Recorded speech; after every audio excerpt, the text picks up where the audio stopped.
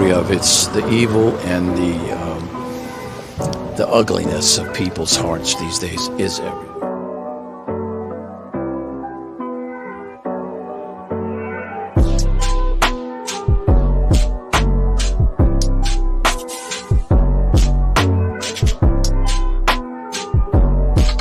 This is Frankie Rose's Think Tank. Here's your host, Frankie Rose. Hey guys, welcome to the Think Tank. Good morning, Mexi, Juju, Amanda, P9, Chopper. I think I see Shauna. Good to see you guys. So day 2, we have to finally hear opening statements. So what are you guys expecting? Also, this little piece of shite, he pled out on 2. So attorneys for Adam Montgomery are planning to acknowledge his guilt on 2 charges during opening statements today in his trial. He is charged with second-degree M in connection with the passing of his 5-year-old daughter, Harmony. Montgomery opted not to be transported from the prison to the courtroom. But he told Judge Amy Messer via a video call that he understands that his attorneys will acknowledge his guilt on the other 2 charges, which are falsifying physical evidence and abuse of a corpse. Do you wish for them to acknowledge your guilt on both of these charges, falsifying physical evidence and abuse of a corpse? And Montgomery said yes. That concession is not set in stone, but it did change the day's schedule for the jury. 14 women and 3 men. Wow! Were sworn in Wednesday morning and were scheduled to hear opening statements. But the court pivoted and sent the jury on a view to the locations, and they gave us kind of an idea of that in that little drawing yesterday. So a police affidavit provided grim details about what Montgomery allegedly did with Harmony's remains. It described a months-long project of moving her remains, duffel bag in the trunk of her car, to a cooler, to a walk-in freezer, to above ceiling tiles at a homeless shelter. His wife, Kayla, ex-wife, I think by now, then described to investigators how Adam allegedly used lime inside of a shower at Union Street apartment to reduce her remains even further. So yeah, that's this winter. So hopefully you guys, I mean, I don't expect him to show up. I really, really don't. He thinks he's a man, but he's not. He's a mouse. It's just like, are you freaking kidding me? Who does not show up for their own trial? Whoa. Yeah, I know Chopper just wants them to like fry his butt, but I guess. I'm sorry, Frankie, things like that make me so mad. And there's people that take it for granted what they have. And they do. Having kids is a gift, you know. And sadly, she was born to some really, well, I don't know the mother so much, but definitely the father is a piece of shite. And I personally believe that he deleted her and did exactly what they're accusing him of. Why would he not show up otherwise? He should be out there defending himself because, you know, he's innocent. No, not this guy. Yeah, he's a coward. Yeah, what a coward. I talked to him on video yesterday towards the end of that live, and he basically said, yeah, I know that they're going to plead for me, that I'm guilty on these 2 charges. So how do you, is he going to say there was an accident, or is he going to, literally blame it on Kayla or one of the kids? I can see that. But at the same time, I think there's going to be a lot of people there fighting for Harmony. I really do. We'll have to take a look at some documents I dug up at one point. We'll see how long this trial lasts. And if I've got a chance kind of while everything's going on, because I think they're finished pretty early here in Mountain Standard Time. But we've also been looking at that Miller hearing for Ethan Crumbly. That sick little ooh la. Yeah, him. So we'll be on episode 3 or part 3 on that when we start it up. So there's also information that's come out about Rex. Another girl is saying that she remembers meeting him at one point. And there's also a little bit going on with Richard Allen. They're still having a pissing match about who's going to do what. So the judge wants still the defense out, and the defense still wants the judge out. So it's as far as that case goes, and that Supreme Court hearing basically did nothing. It did nothing. Let me get comfy here. Well, hello, Shauna. Hello. How's it doing? And you guys were at like -7 Celsius today, so a lot warmer than what it usually is.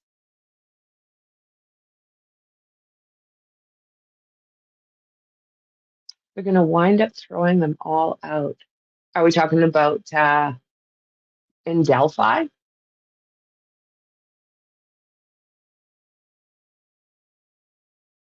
Yeah, there's questions there. There's a lot of questions there. Let's see what's going on over here. We're still waiting. Still looking at the flagpole. A couple more minutes and then we should be rolling. I don't expect these are going to take very long, and then we'll be into witnesses and what have you. Good morning. Good morning, Dandy.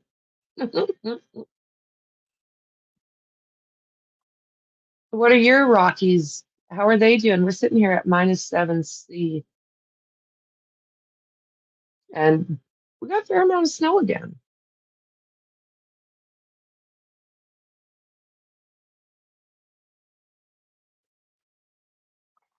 So what do you guys think about him pleading guilty to those two? I can't see how that can possibly help his case. Like I said, unless he's going to blame it on someone else, an accident of sorts, and oh, I freaked out. He's a freak.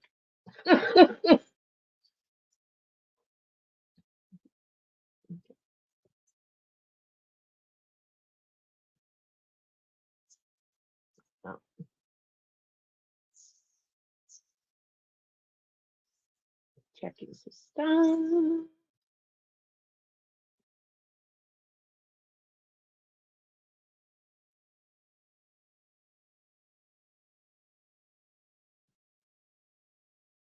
Righty. Well, what I'll do is I'll bring this up because they should be starting pretty quick here.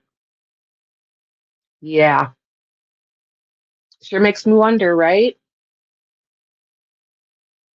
But, him not showing up, do you think that they are going to, I know they're not supposed to, but do you think they're also going to take that as a sign of guilt?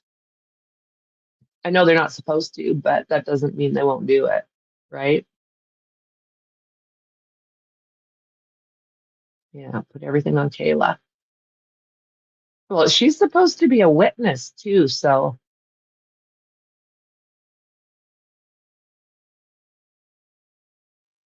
they will judge that he should be there. I think so. I don't know how you can't. I don't really know how you wouldn't find that extremely odd, especially with what he's being charged with. Do you think there's a possibility he'll end up pleading on these through the trial? The stuff that we're going to hear and see. I mean, total, sorry, so total trigger warning is something I should add, actually. And do that right now. put that on here.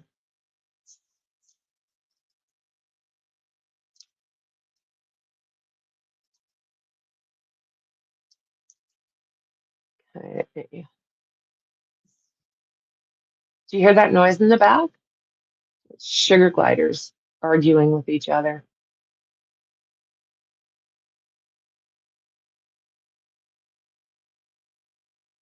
Okay, Shauna, sounds good.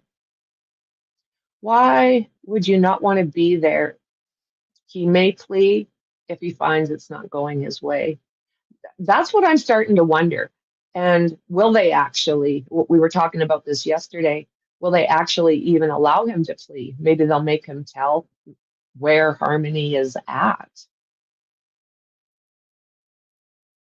I know it's not a savory opinion, but it was actually kind of smart. Think about the case we just watched. The mom found not guilty of M, but was found guilty of desecration.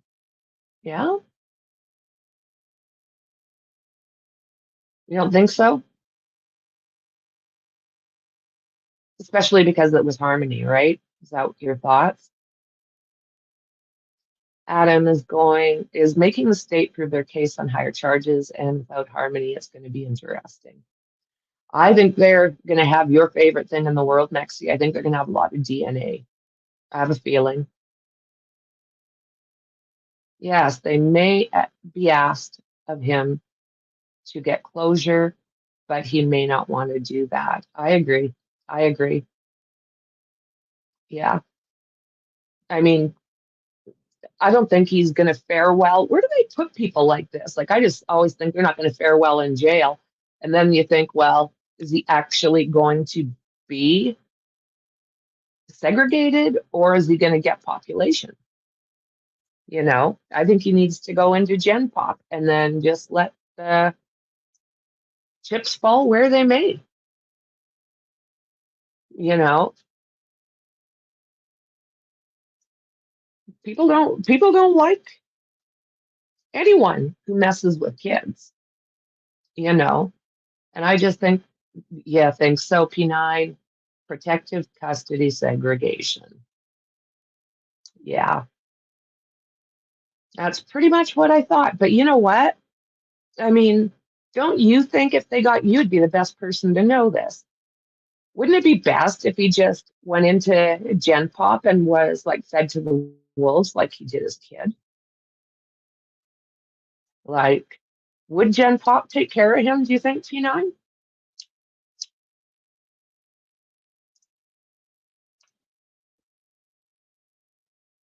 Yeah, he is a wimp. Yeah, okay. Yeah, I thought so. And hey, let Mother Nature take care of it, right? Only the strong survive. And if he wants to play that kind of effing game, throw it into population and see if he can beat that. Yeah, punch that in the face. Oh, here we go. Oh, yes, they would. You can remain seated. I need to go get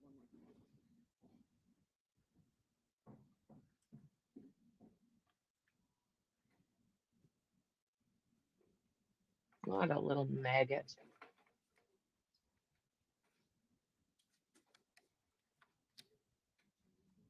Good morning, everybody.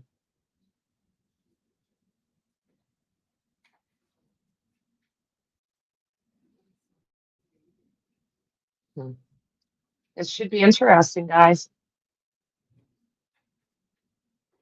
Hey, Carrie. Good morning back at you, our Caribbean queen.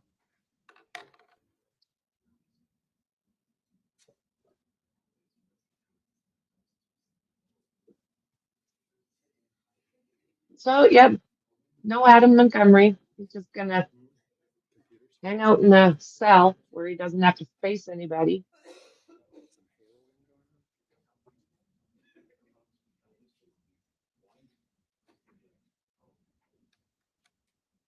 Caribbean queen, right? Caribbean. I don't even know. I always call it the Caribbean, but I don't know if that's proper.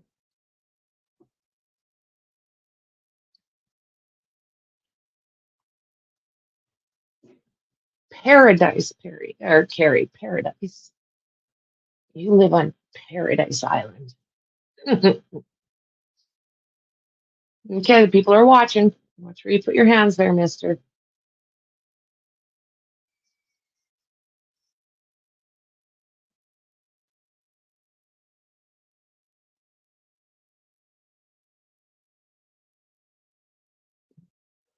Oh boy, oh boy. Market set, go.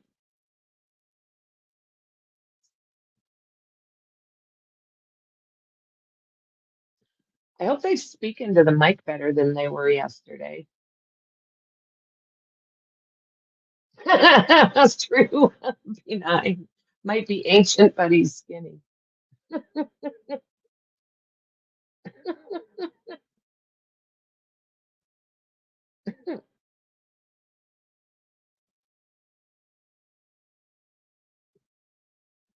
I just think it's a bad look not showing up. You look over at the defense table. I mean, you want to see his facial expressions, you want to see his body language, and he is just showing, I think he's just showing that he's a coward. I can't believe he's even allowed to do this. Yeah, I don't want to go. They're gonna like hate me. I don't want to go. Yeah. I think this might be a zesty one.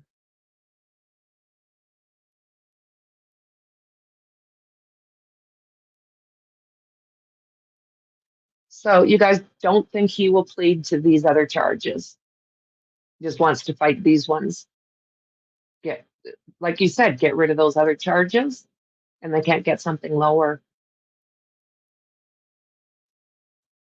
Just a chicken shit.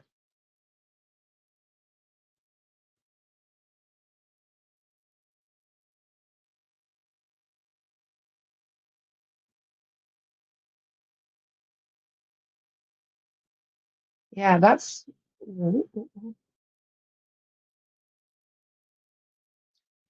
high 60s, and I'm freezing and wearing shoes. Isn't that something? Yeah. Are you on, like, is this your winter as well? I think it is, if I remember correctly. You're about 4 hours difference from Mountain Standard, I remember, right? Been a long time since I was in the Caribbean.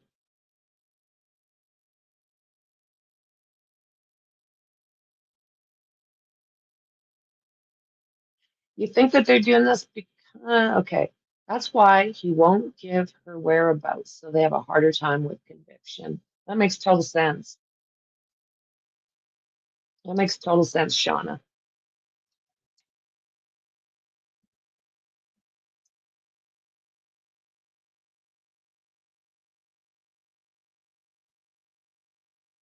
Hi, Amanda.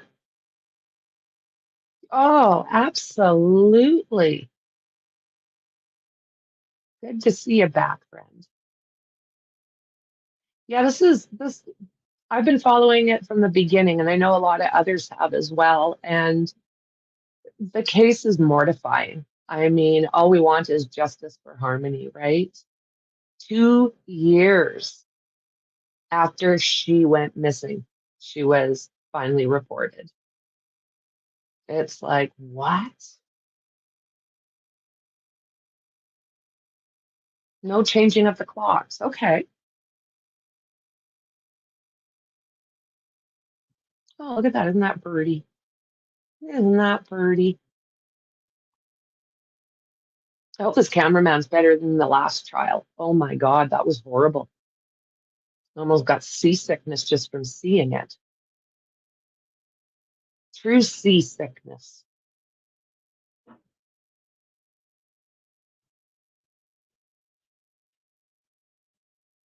Woo, cool, right?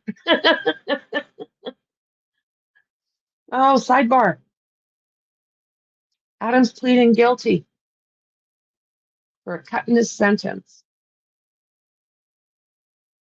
Where are you going, buddy?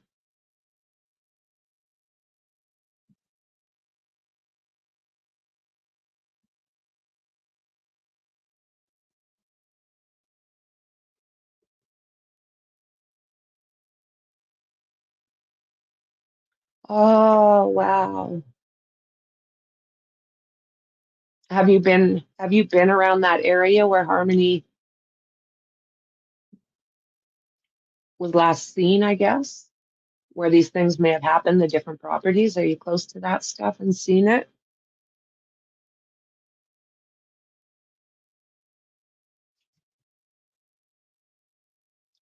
Just wow, hey. I imagine that this just shook the whole area, Amanda. I mean, this guy's just mortifying.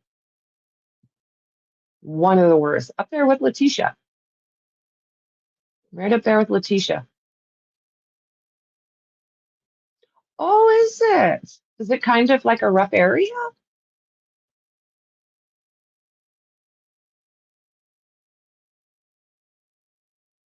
There's another lady that pops in, and she's in that area as well. Maybe you guys are neighbors.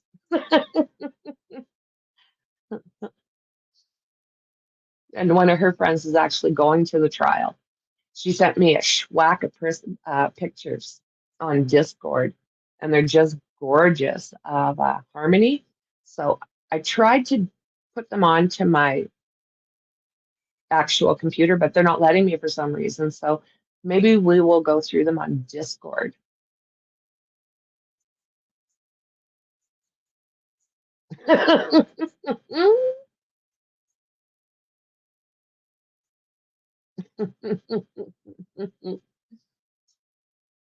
Yeah, that's a really good question. What are the thoughts in New Hampshire?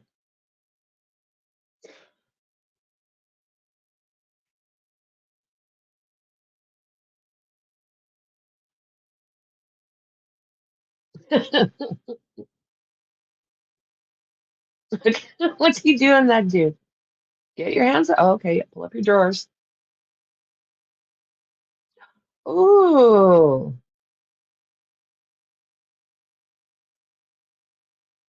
yeah, that's scary.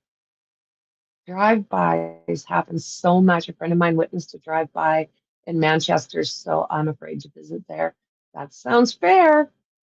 Jesus, Lord Murphy. Yeah, it's pretty sick and twisted out there. It really is. Should zoom in on Adam's empty chair. That's what we need to see.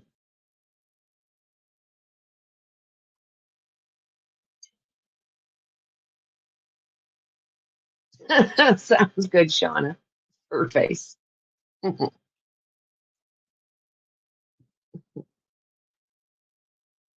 Just don't put us in your pocket.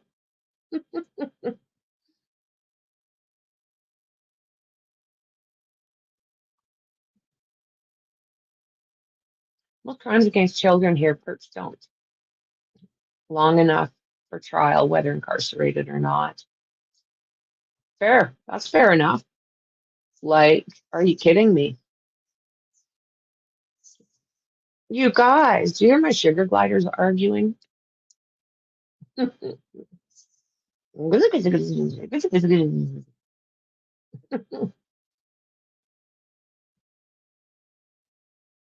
It's their bedtime. They start crawling into bed around this time, and there's one cage, they always argue. I don't know if it's how they position or.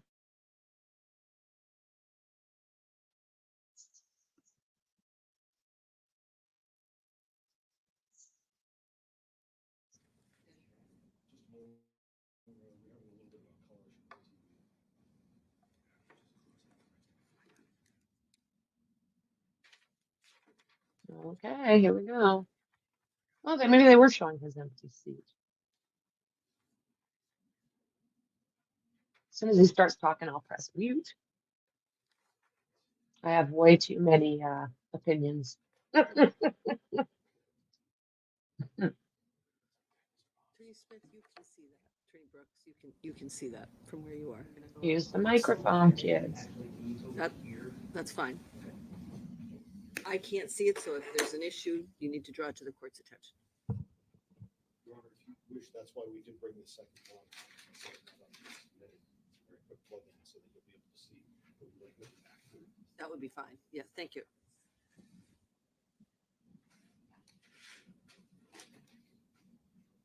Crank your volume because this guy was shitty yesterday at. Oh, here comes that. Maybe not tiles. It doesn't seem like it's heavy. Duffel bag, maybe? POS.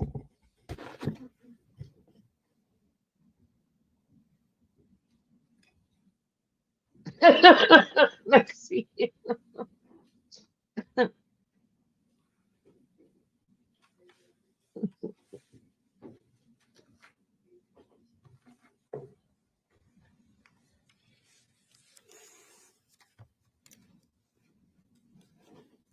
Roatan, that's how you say it. I was telling my husband that you were from like this beautiful spot, but I couldn't remember the name of the island. Roatan?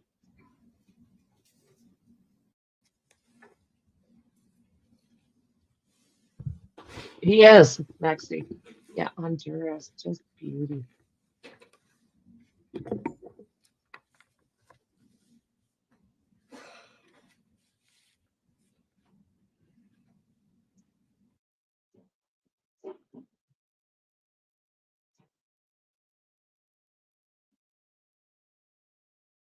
Oh, I'm anxious. Let's do this.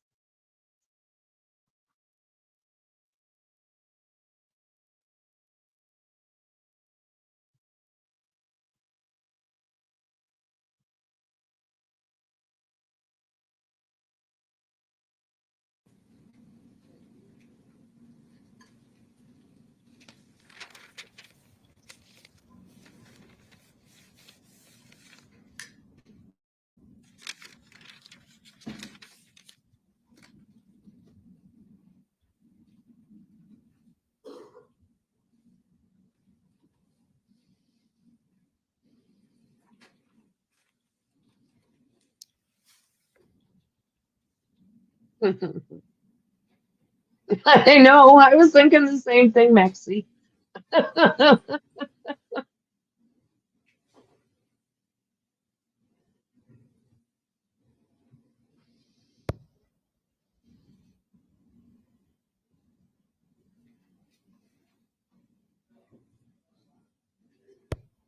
Attorney Agati, if it's not easy, just shut it down. It's fine. We'll deal with it on the break and as we go. There you go. That's okay. If we're ready, I would like to bring in the jurors. Attorney Knowles? Ready. Thank you. Okay. Okay, I'm gonna hit All mute. rise for the jurors, please. Oh, no, okay.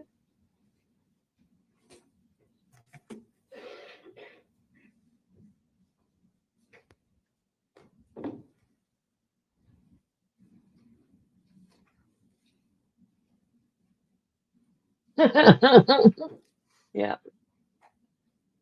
A little bit of a difference there, right?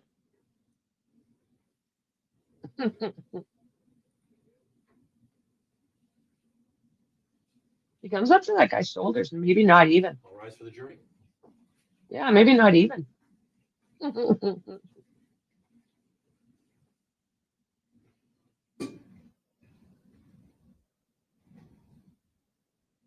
He's about the height of Richard Allen, I do believe.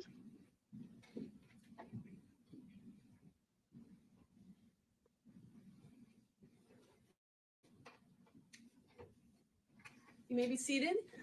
Good morning, ladies and gentlemen. As I said to you yesterday, we hoped and planned that we would begin with opening statements this morning, and that's exactly where we are. So when the state is ready. Thank you.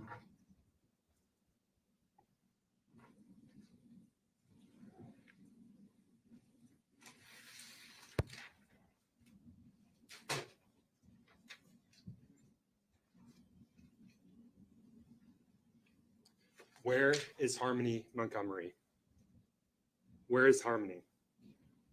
When people across this nation, from Florida all the way up to Alaska and everywhere in between, were looking for Harmony, there's one person who is not.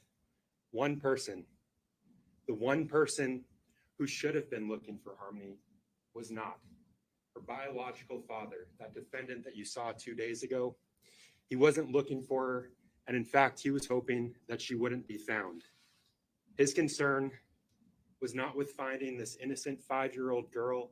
His concern was that she would be found, and that his heinous and depraved actions would be brought to light.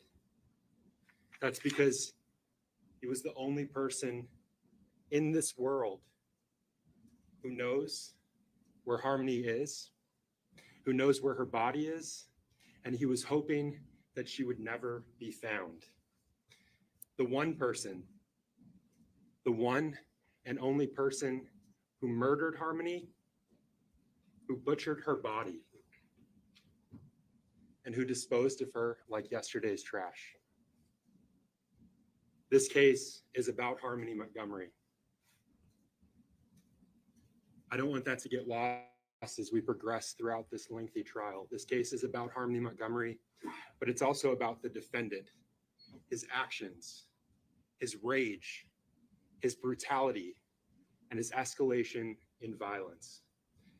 The murder of Harmony Montgomery, that was just the beginning of the depraved actions of this defendant and what this case is all about. It's about a man who, for 2 years, evaded apprehension, didn't have to answer for his crimes, had no appreciation or concern about Harmony being missing because he already knew she was dead. For 2 years before the Manchester Police Department initiated their search for Harmony Montgomery, that man got away with murder. His only concern, other than Harmony's body being found, was to keep his wife, Kayla Montgomery, from coming in here and telling you all what he did to her. His heinous actions, his cover-up, what she witnessed. For 2 years, he got away with butchering a 5-year-old girl. And that defendant made sure that Harmony would never be found, that she'd be gone without a trace. You'll see, he believed that if there was no body, there could be no evidence of the horrible things that he did to her, and he would get away with it. And so he went to great lengths to cover up his crime, to cover up beating Harmony to death for a bathroom accident. He went to great lengths to cover up his conduct. Beating Harmony to death because she soiled herself. And he thought that if he destroyed the evidence, what remained of Harmony, if he destroyed Harmony, he could never be charged.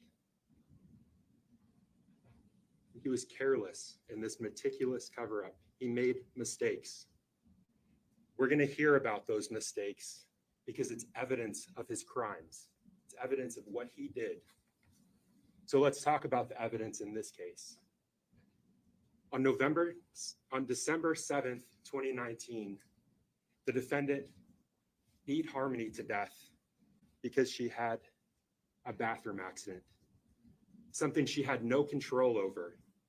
She had peed her pants, and he murdered her in a series of attacks, of brutal strikes that began that morning in the car that she was living out of and ended in the Burger King parking lot that you all saw yesterday on The View. He carried her body with him for months. For months, he carried her body, and he discarded her with zero appreciation for the life that he'd taken, just a fear of being caught. And in the months that followed, he beat, he injured, he terrorized the only witness to his crime, the only person that could come in here and tell you what he did. She was his loose end, Kayla Montgomery, his wife. He conditioned Kayla through force and through threats with the purpose of making sure that she would never come in here and tell you what she'd seen, what he did. Beating Harmony to death for another accident, destroying her body, freezing her, thawing her, squeezing the liquid out of her, compressing her body into a bag like this one.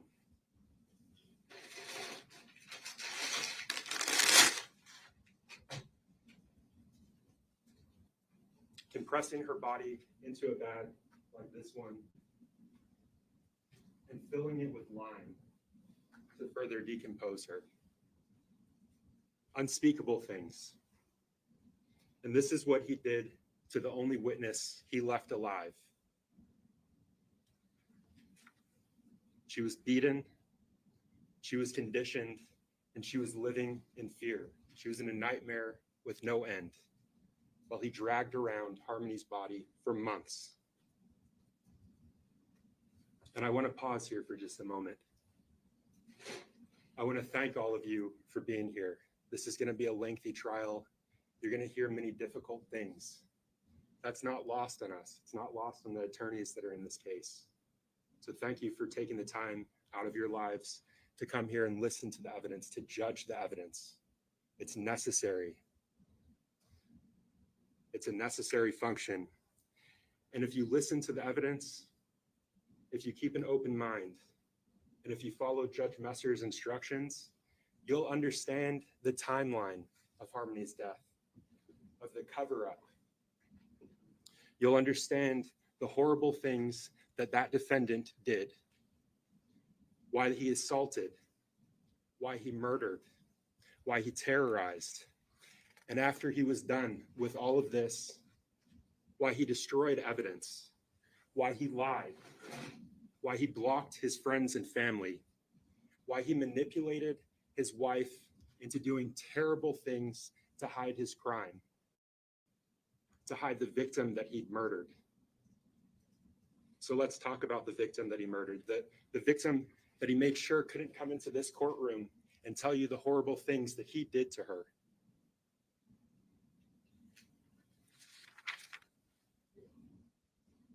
Her name is Harmony Montgomery. And there are 4 descriptions that you're going to hear of Harmony during the course of this trial, some of them horrible. Harmony was born to the defendant, Adam Montgomery, and her mother, Chrystal Sorey. She was born on June 7th of 2014. She was a daughter. She was a sister. She was a Minnie Mouse fan. She was a fun-loving girl that loved being a big sister.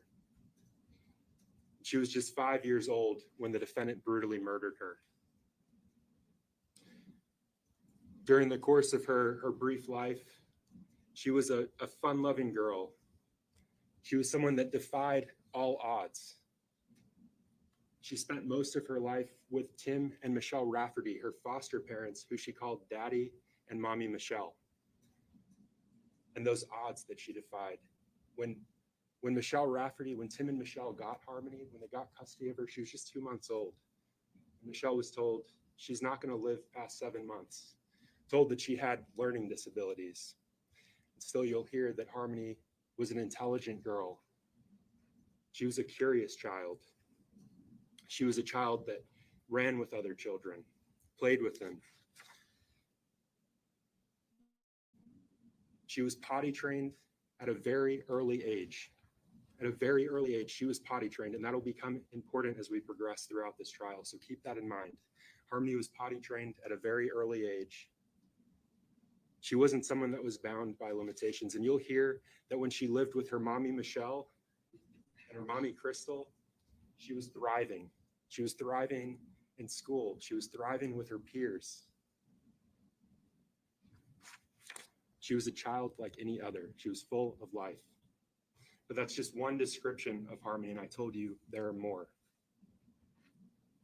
The defendant got custody of Harmony in February of 2019. At that time, she was only 4 years old. And the second description is darker.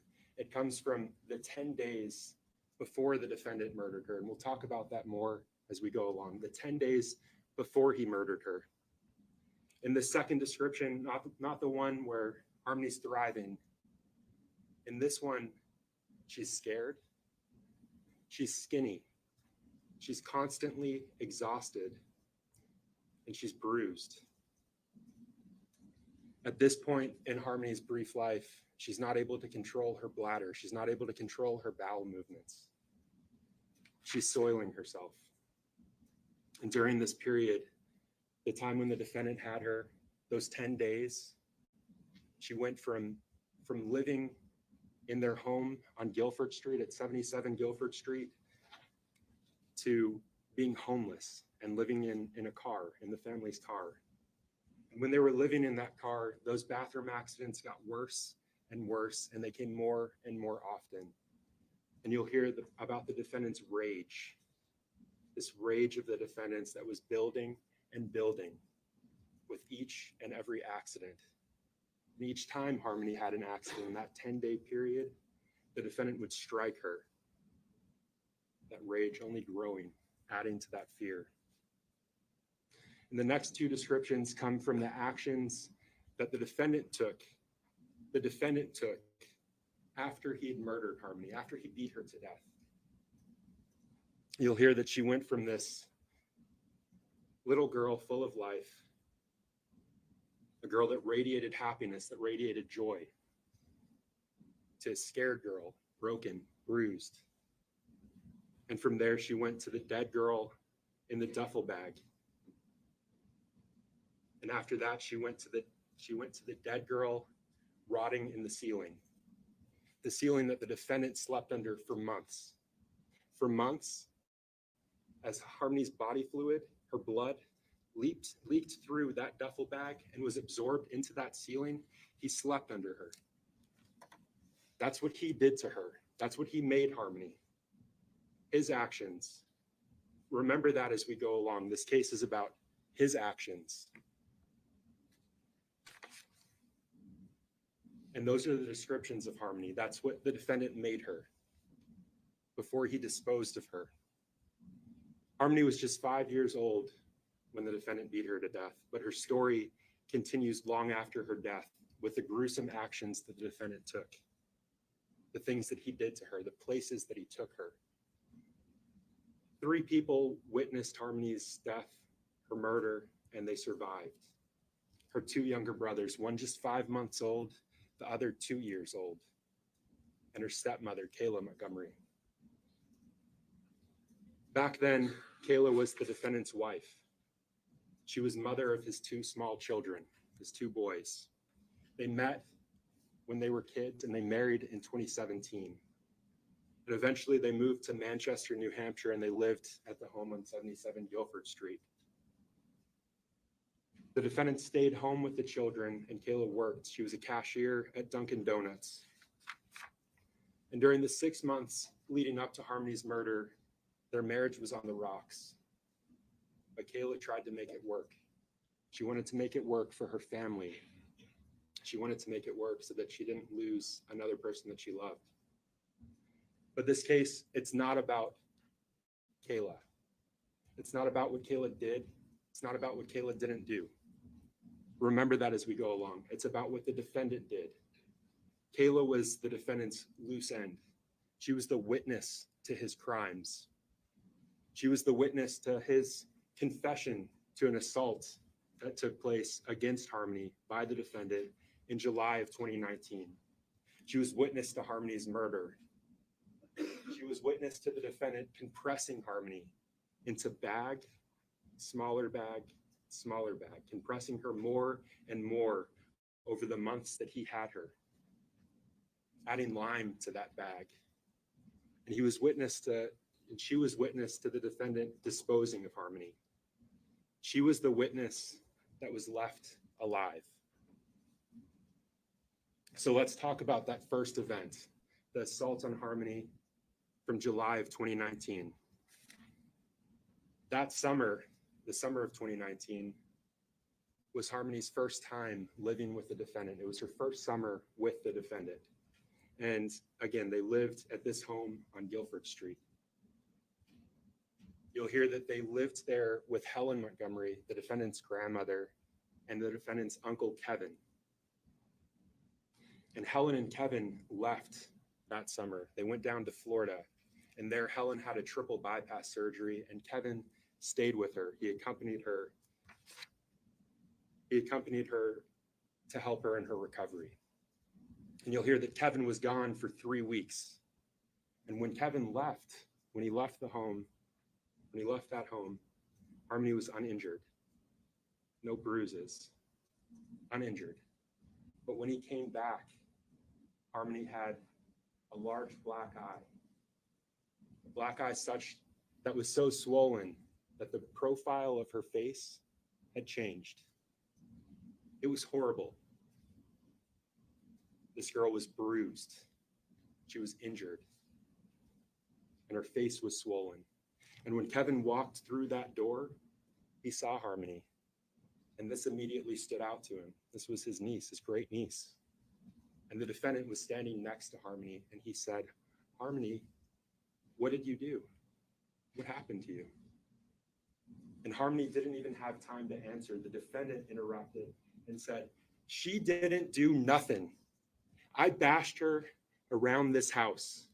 I beat the dog shit out of her." That's what he told his uncle about Harmony, what happened to her, how she got that injury. "I beat her. I did that." The defendant in this case. You'll hear that this shocked Kevin. It frightened him. And that was the last night he stayed in the house. He never went back there. He spent that night in his house and he got out of there. And in the time that followed, he did everything he could to get Harmony help. He contacted authorities. He contacted DCYF, contacted Child Services. You'll hear that he was unsuccessful.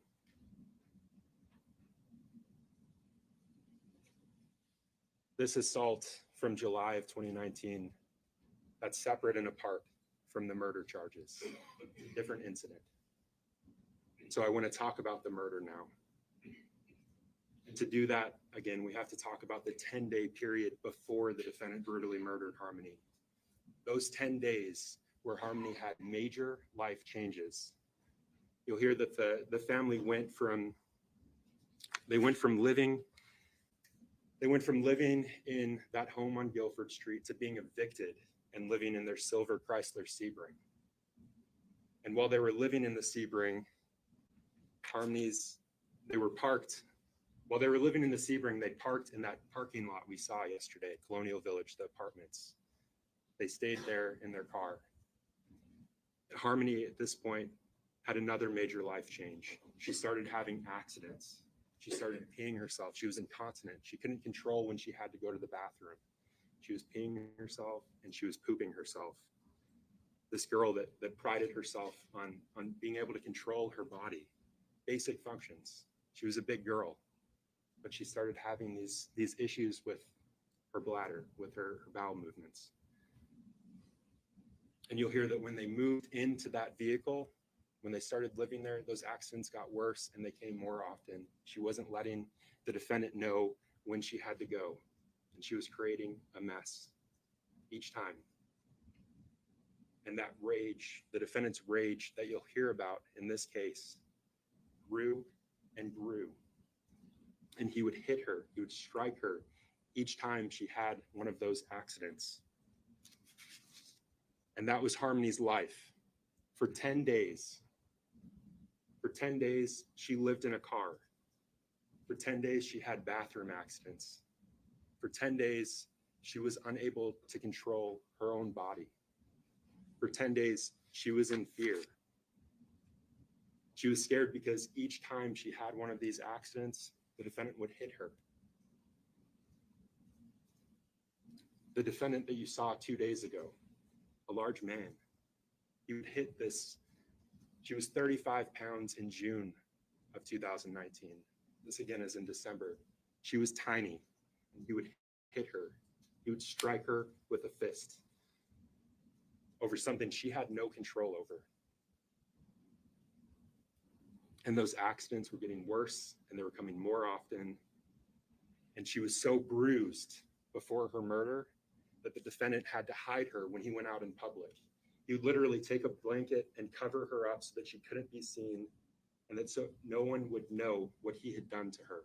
No one would see those bruises. And that brings us to December 7th of 2019. That day began like any other day for Harmony. They were living in that car. She woke up and she was scared. She was scared because she'd wet herself. She didn't want the defendant to know She'd wet herself first thing that morning, and she was afraid. And just as she feared would happen, the defendant smelled what she had done. And for that, he hit her. He struck her in the face, and he drove his car. He continued on with his day as if he had done nothing. He struck this little girl in her face, on the side of her head. He continued on as if nothing happened. He drove to the methadone clinic, the clinic that you saw yesterday on The View. And there he and Kayla took turns getting their treatment. You'll hear that Kayla went in first, the defendant stayed in the car, and then the defendant went in. And when the defendant came back to the car, he was hungry. And so he started driving the family's car to the Burger King that you saw yesterday on The View. And as he was pulling out of that parking lot, he smelled something. He smelled that Harmony had had another accident. And that rage that had been building inside of him, it was there. Remember, he was still upset about the earlier accident, that first thing in the morning. And he looked back at Harmony as he was driving, and he said, "Really, Harmony? Again?" And he began striking her. As he was driving, holding onto the wheel, he began punching this little girl repeatedly for something she had no control over.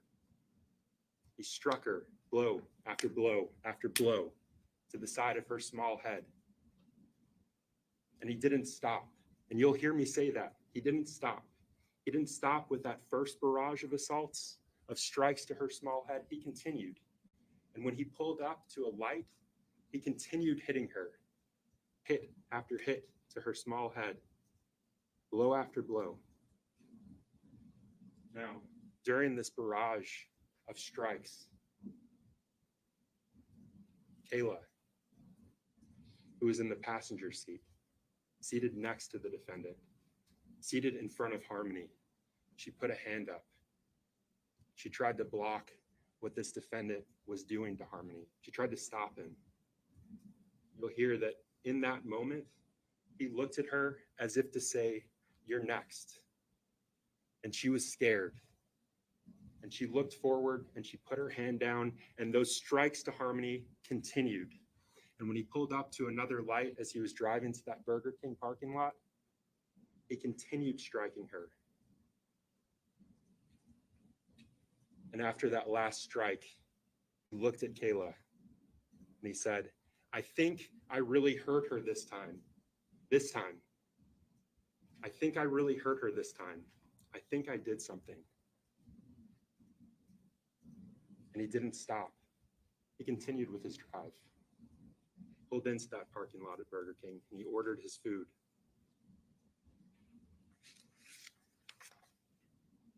He ordered his food and he ate. He didn't stop to check on Harmony. He didn't look back at her. He didn't show any concern for this innocent little girl, the child he'd just beaten. He ordered his food and he ate. And he didn't stop.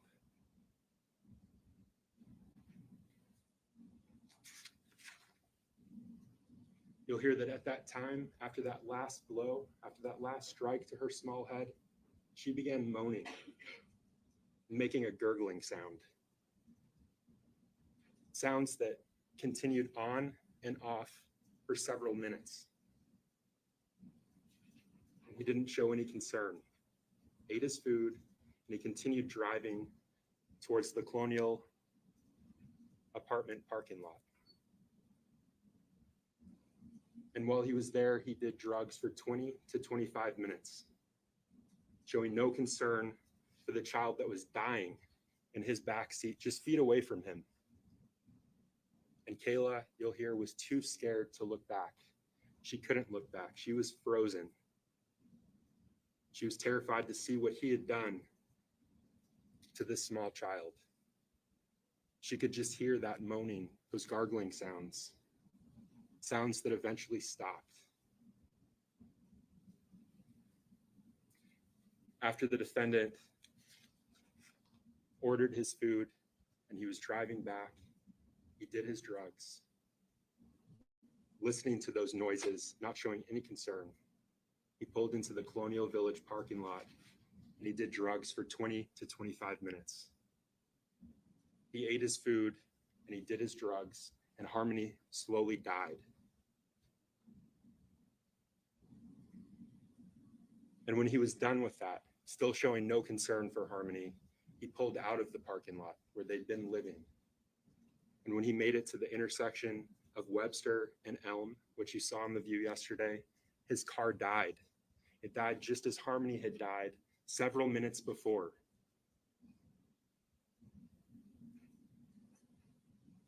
The defendant realized they were going to have to abandon that vehicle. And so he started removing items, getting the kids out, shaking Harmony, telling her to wake up. She wasn't responding. She couldn't. She was dead. He had done that. And when he realized that Harmony was no longer alive, that he'd murdered her, he grabbed a duffel bag. Remember, they were living in that car. All of their items, all of their possessions were in that car. He grabbed the duffel bag and he stuffed Harmony's body inside. And remember those descriptions that I told you about Harmony, what you'd hear throughout this trial. That's when Harmony became the dead girl in the duffel bag. He did that to her. That's what he made her. The defendant stuffed her into that bag and he went on about his day as if nothing happened. But Harmony's murder, that was only the beginning. And remember what I told you, this case, it's about the actions of the defendant. They didn't stop after he murdered Harmony. That was the beginning of his conduct. His actions didn't end when he brutally murdered Harmony. You'll hear about how he carried her for months, scheming, plotting, coming up with a plan of how to get rid of Harmony somewhere she would never be found. And they went back to the Colonial Village parking lot that afternoon. They had a friend there, a friend who let them stay in his Audi. And you'll hear that friend brought them dinner for 2 nights, the 2 nights they stayed there, December 7th and 8th. He brought them dinner, and notably, he didn't see Harmony with him. He didn't see Harmony because she was in that duffel bag, the duffel bag that he was moving between the trunk of that Audi SUV and the ground outside. At night, he would keep her in the ground between his car, the Audi SUV, and the dumpsters that you saw yesterday, that you walked around in that parking lot. He kept her on the ground because it was cold outside. Remember, this was in December, and he wanted to keep her body cold.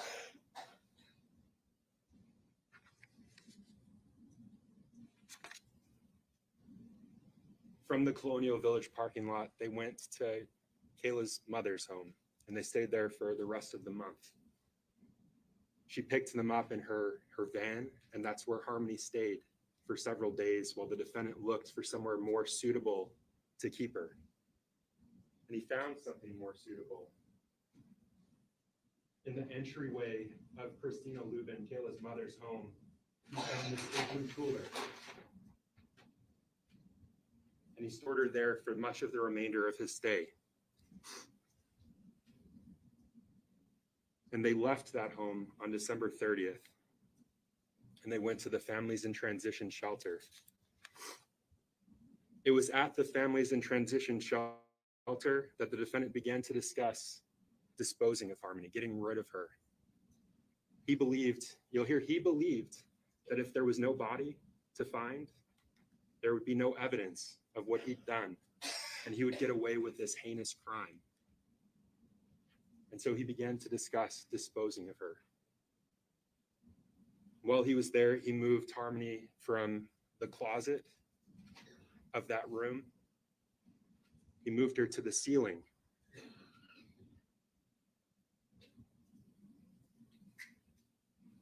He removed that vent cover and he stuffed her body inside. And that's when Harmony became the dead girl rotting in the ceiling that he slept under for months. Now, the defendant faced another problem at the Fit shelter. Harmony's body began to rot. It began to smell. He was storing her body in the ceiling above his room, and the heat was on. And the heat was causing her body to decompose more and more by the day, to rot more and more by the day. And it was smelling. And other tenants, other people that lived there were complaining about those smells. So he had to take her body out of that ceiling. And he brought it to the bathroom and he compressed it. He compressed and contorted her body into this bag, into a bag like this. And he put it back up there, back in the ceiling. And when he was taking her body down, when it was still in the duffel bag, before he'd added trash bags and put her inside a bag like this one, she was leaking. She was leaking. Her liquids were pouring through that duffel bag. And investigators followed up with a fit shelter. They went to that room. They looked in the ceiling.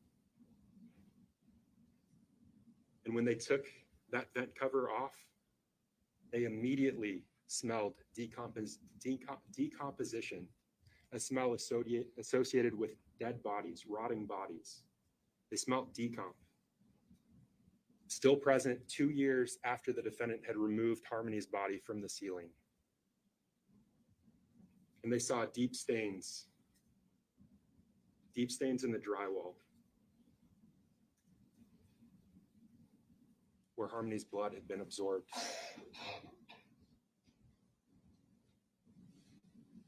That blood was tested. It was sent to a lab in Florida and tested. And that lab in Florida confirmed that that blood was Harmony.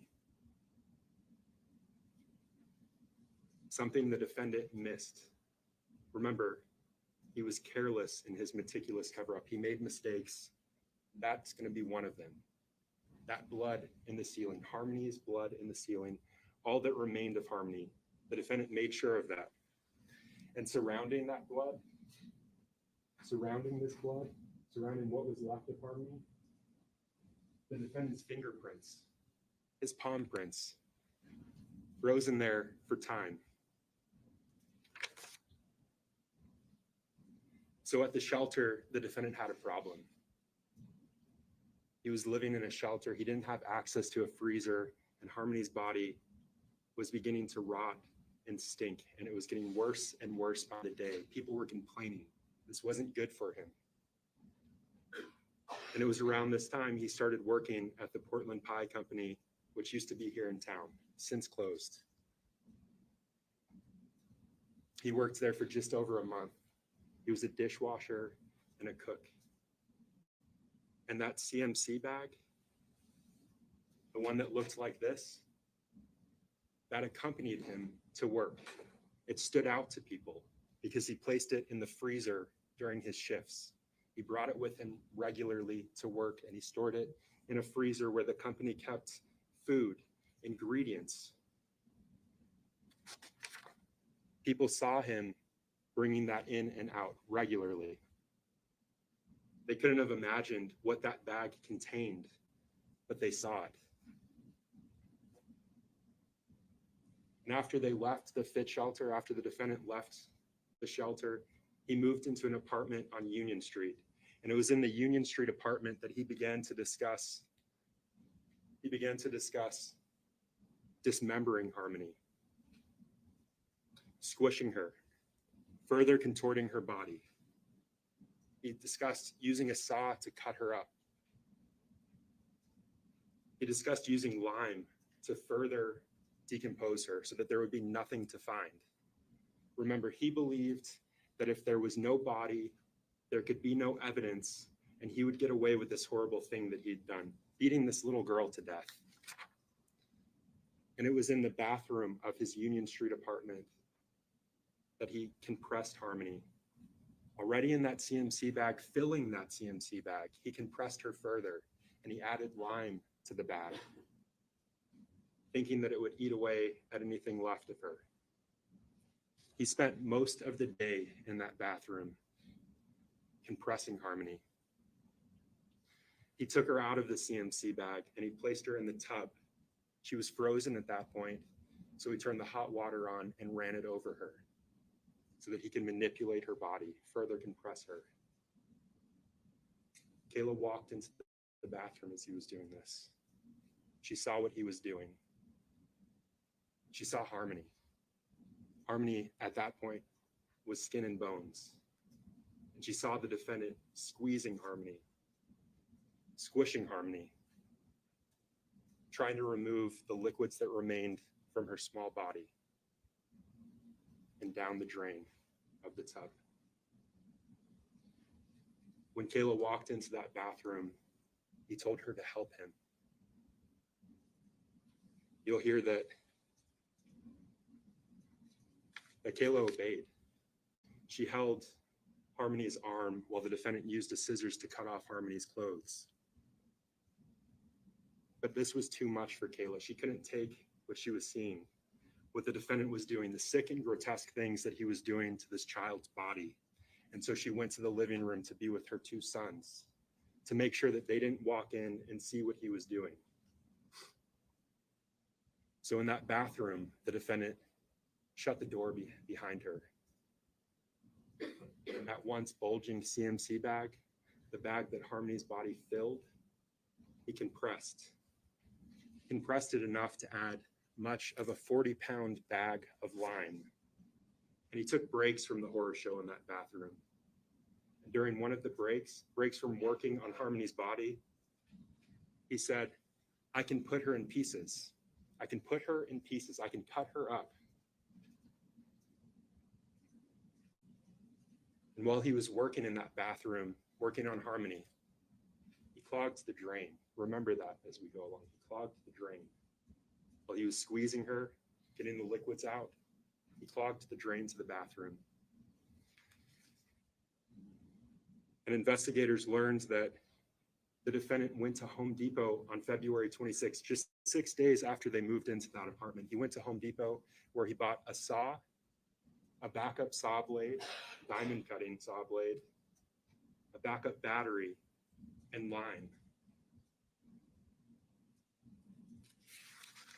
That was on February 26th, just 6 days after he moved into that apartment.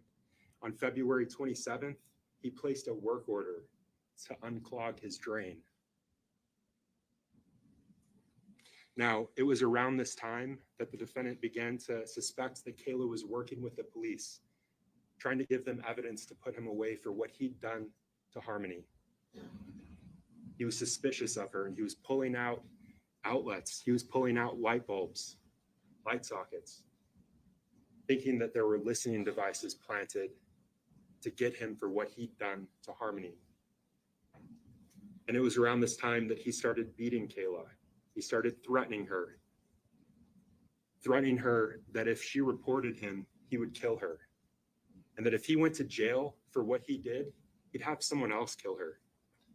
The abuse was constant and it came regularly. And Kayla documented the abuse as shown here. Less than a week after the horror show in that Union Street apartment bathroom, the defendant disposed of what remained of Harmony, what was left of her. He was meticulous in making sure that nothing came back on him. He enlisted help from friends. He asked a friend to get him a U-Haul van. A U-Haul van back then was cheaper than a rental car. You'll hear that this friend, he helped. He got him the van. The defendant at the time rented a hotel room so that he could leave the hotel room and dispose of Harmony. And when he came to bring the defendant the keys to the van with his girlfriend saw a CMC bag that was protruding from the hotel room's mini fridge. And that stood out to her. And when the friend gave the defendant the keys to that U-Haul van, the defendant said, I fucked up. And he repeated it over and over. I fucked up. Me, the defendant, I fucked up. But he couldn't say how. He couldn't say what he'd done to fuck up.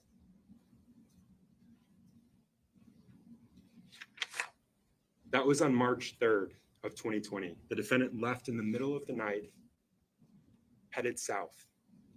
And when the defendant left, He told Kayla that he wasn't going to tell her where he was going to dump Harmony, where he was going to dispose of her. He didn't want her to have that information that she could later use against him. He was in control. He had all the pieces. He wasn't going to have someone know where evidence of the girl that he had brutally beaten was. He made sure that he was the only person that knew what he'd done with her. Remember, he believed that if there was no body, he could never be charged. He could never be charged with this heinous crime. And when he left the hotel room that night, he headed south to Mass, and he made another mistake. That U-Haul van that he rented, he blew through tolls on the Tobin Bridge, and a camera captured that van.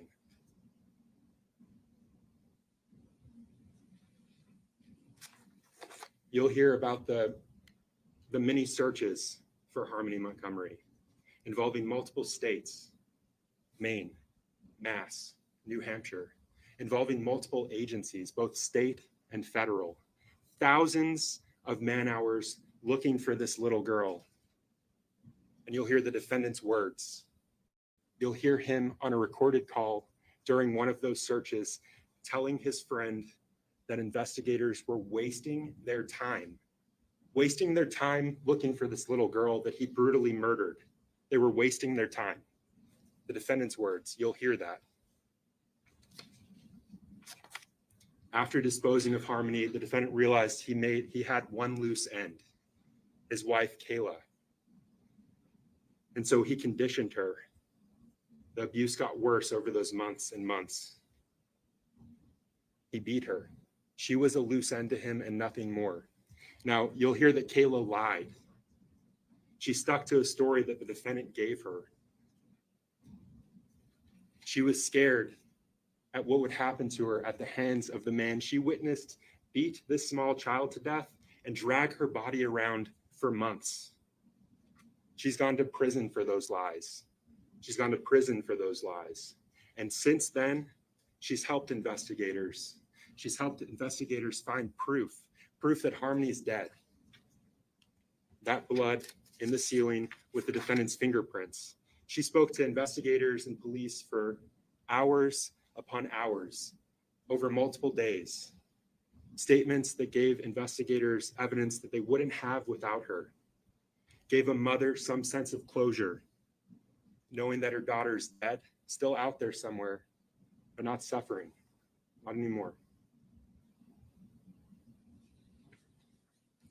Now, Kayla's testimony is important. She saw what happened. She felt it. She lived it. She's still living it. But the reason you only have one witness to the defendant's crime is because he killed the other, the witness that he couldn't control, the witness that he couldn't manipulate. But even though Kayla's testimony is important, this case doesn't rest solely on her shoulders. You're going to hear about the forensic evidence, the physical evidence that corroborates what she says, about the surveillance footage. You'll hear and see evidence that corroborates Kayla in ways that she never could have imagined. You'll hear and see evidence that shows you who killed Harmony, who had motive to destroy her after he killed her. And you'll hear some of the defendant's lies for yourself. You'll hear about the absurd story he told to evade apprehension, that he gave Harmony back to her mother in Mass the day before Thanksgiving in 2019. That was his excuse. That was his lie. But in those 2 years where he didn't have to answer for this crime, where he thought he was free and clear of what he'd done, he told someone that he trusted what he really thought of Harmony. Told her that she was evil, that she did evil things. He told her that Harmony was a constant reminder of her mother, Chrystal Sorey, who he hated. And he told her that he hated Harmony to his core. That's what he said in secret about the innocent child that he'd beaten to death. The helpless girl that he beat because she soiled herself. He hated Harmony to his core, and the evidence is going to show that he did everything to destroy Harmony after he beat her to hide his crime, to hide evidence of what he'd done. And for what the defendant did, he's been charged with multiple crimes that the clerk read to you yesterday in open court. And the evidence will prove that he's guilty of each and every one of them. He's guilty of the second-degree assault for beating Harmony in that July 2019 incident, for bashing her around the house, for beating her off every wall in the house, for kicking the dog shit out of her, for causing the black eye, causing that injury to Harmony. Just like he's guilty of reckless second-degree murder for beating Harmony to death in the Chrystal Sorey on December 7th, 2019. He's guilty of falsifying physical evidence, for mutilating Harmony's corpse, for destroying her, for putting her somewhere she would never be found. And he's guilty of tampering with a witness, for beating Kayla, for threatening her, for compelling her to stick to the story that he gave her. And he's guilty of abuse of a corpse, for his conduct in the Union Street apartment bathroom, for compressing Harmony into that small bag, adding lime to it. Those are the crimes the defendant in this case committed. That's what he's guilty of. The defendant committed multiple violent crimes against a small child, a helpless child. In December 2019, he assaulted and he murdered because of that rage, his rage. He destroyed Harmony so that he could never be caught. And he beat Kayla for control. That's what the defendant did to his victim in this case. And at the conclusion of this trial, that's what we'll ask you to find him guilty of.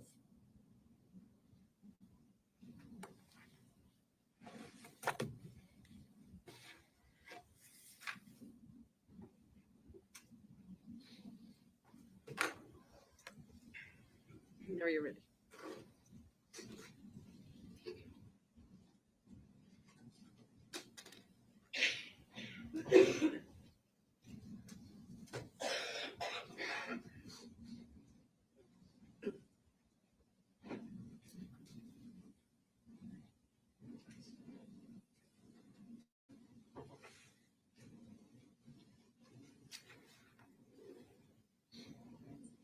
You were just left with that picture of Harmony, and seeing that picture is heartbreaking, knowing that Harmony is dead. But Adam Montgomery did not kill Harmony. Adam Montgomery did not beat Harmony in the head as he approached the Burger King drive-thru. Adam Montgomery did not cause Harmony's death. Kayla Montgomery was the last person to see Harmony alive and know how Harmony died. But she didn't come clean with Adam. She didn't come clean with the police. And she will not come clean with you. She is still lying about the cause of Harmony's death. Even though Kayla now has her deal with the state, she continues to lie. The only reason Kayla has to lie now is to protect herself. The only reason she has to lie and point the finger at Adam is because the truth points the finger at her. The only reason Kayla has to lie to make Harmony's death so brutal and foul by Adam is to hide that Adam was protecting Kayla, his wife, and the mother of his kids. Now look, I'm not pretending that Adam isn't innocent here. Adam is not an innocent here. He and Kayla covered up Harmony's death.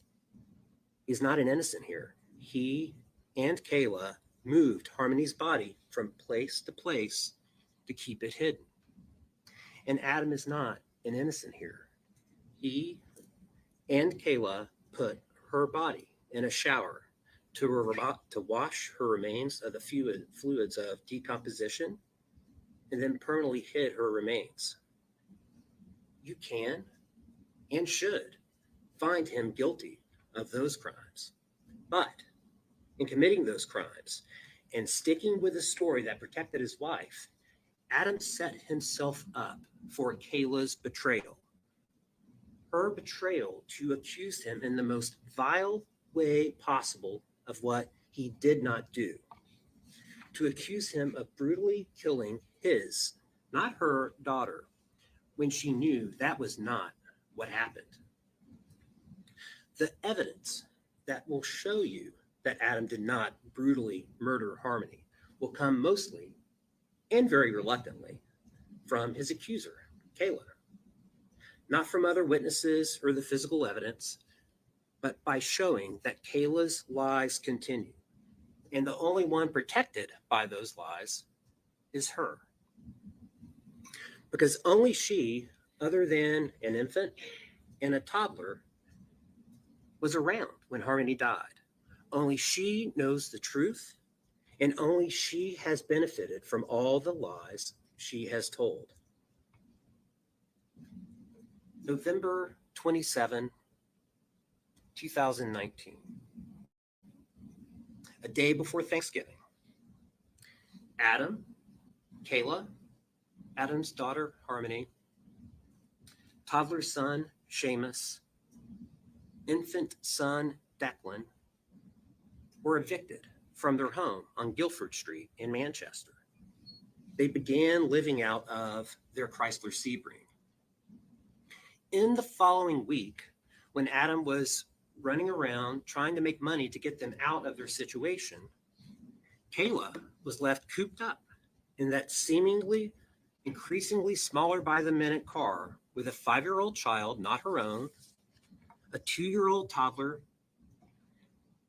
and a less than 1-year infant, all of whom needed attention, all of whom needed to move around, and none of whom were doing well being cooped up in that car. And Kayla didn't do well either. Adam was off doing his own thing, and Kayla was stuck. Harmony's body was not discovered lifeless in the car at that busy intersection you saw yesterday. It was not discovered at that intersection in the middle of the day on December 7, 2019, as Kayla now claims. Both Adam and Kayla discovered Harmony's cold, lifeless body much earlier, in the dark of night, behind Colonial Village, when Adam returned from his business. Kayla made Adam feel responsible. She claimed not to know what happened. It was Adam's fault for everything they were going through. It was not her fault, she insisted. She thought all the kids were asleep. He had to protect her. He had to protect their children. If anyone found out, their children would be taken. Adam stood by Kayla, and together they covered up Harmony's death. By that decision, Adam became so intertwined in Harmony's death that he could not get out. Neither Adam nor Kayla knew what to do, so they put the decision off.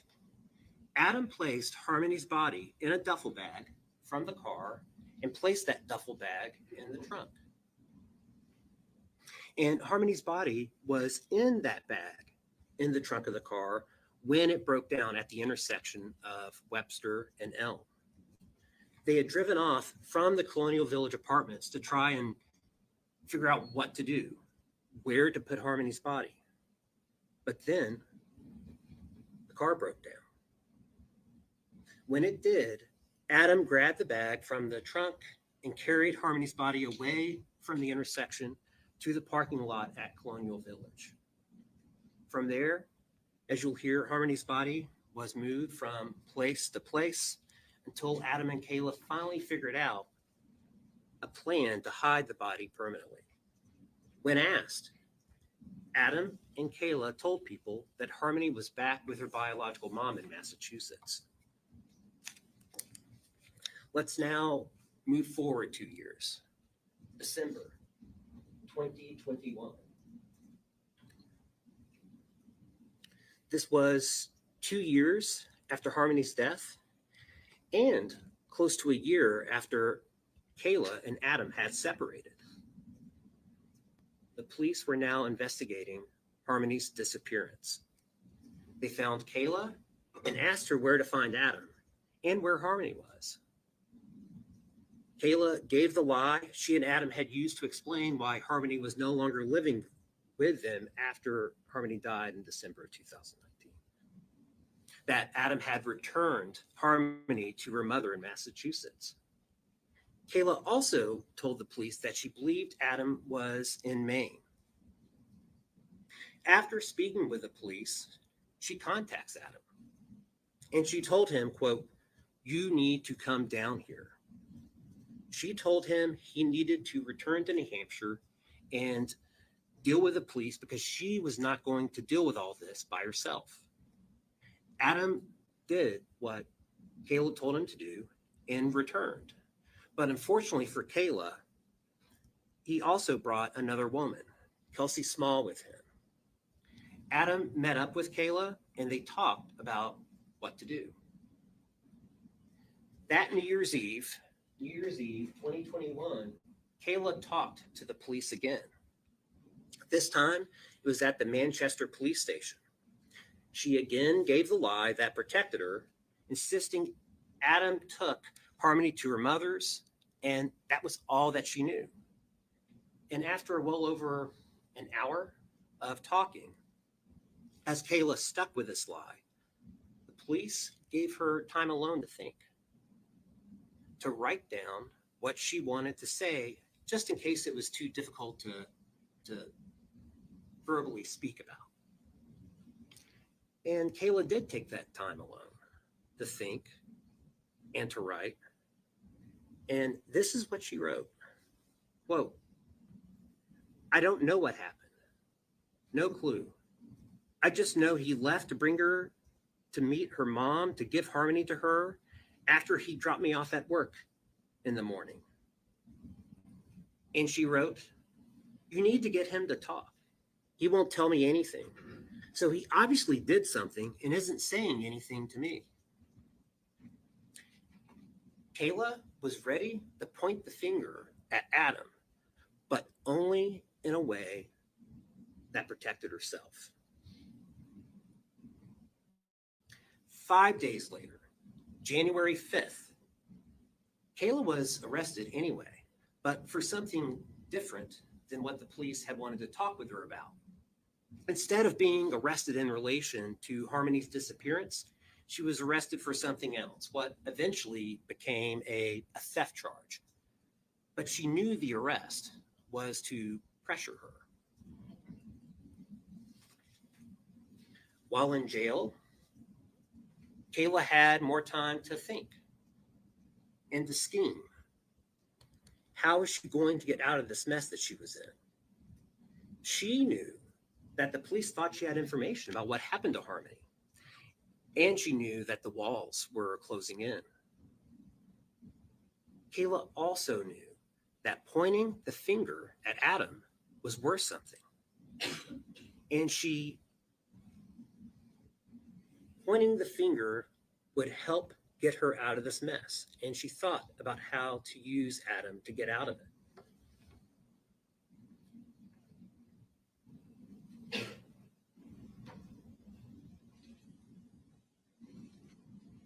What I am holding up for you is defense's G for identification.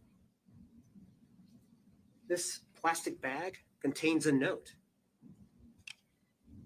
This note is written by Kayla, and it reflects what she wanted for a bargain. A few weeks after her incarceration, this note was found in Kayla's cell.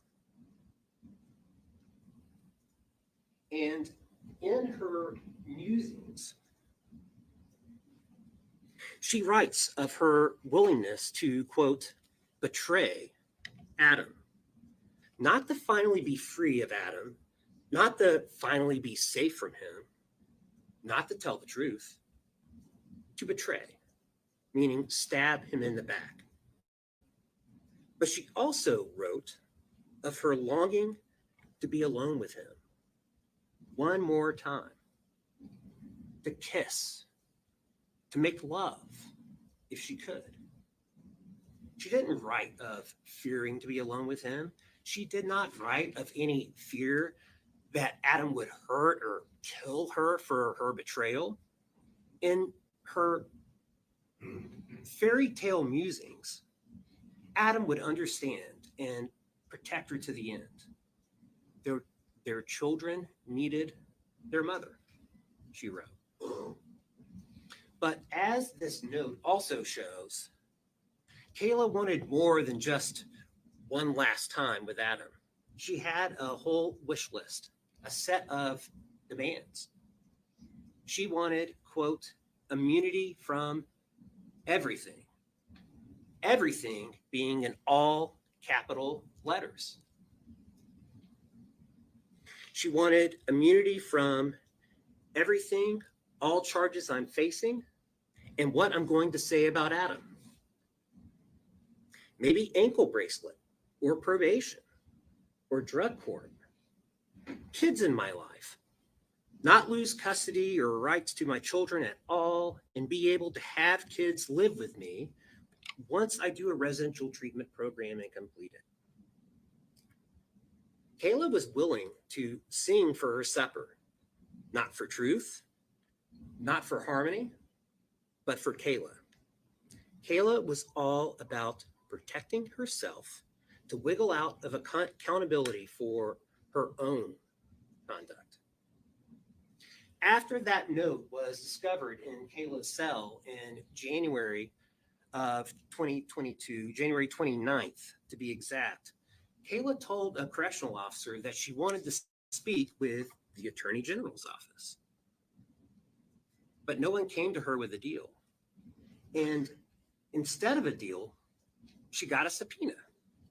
She got subpoenaed to appear before the grand jury in March, and she remained in jail.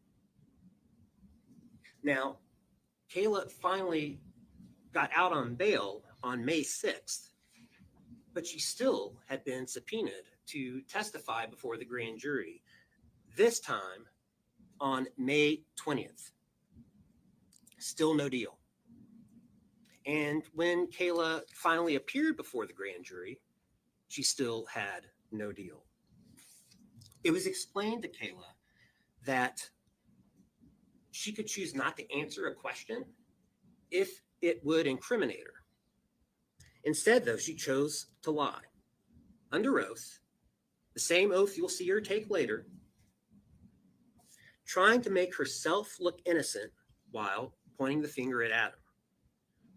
She told the grand jury that Adam had dropped her off at Dunkin' Donuts on November 30th with Harmony and the two boys in the car, and said that he was returning Harmony to her mother in Massachusetts.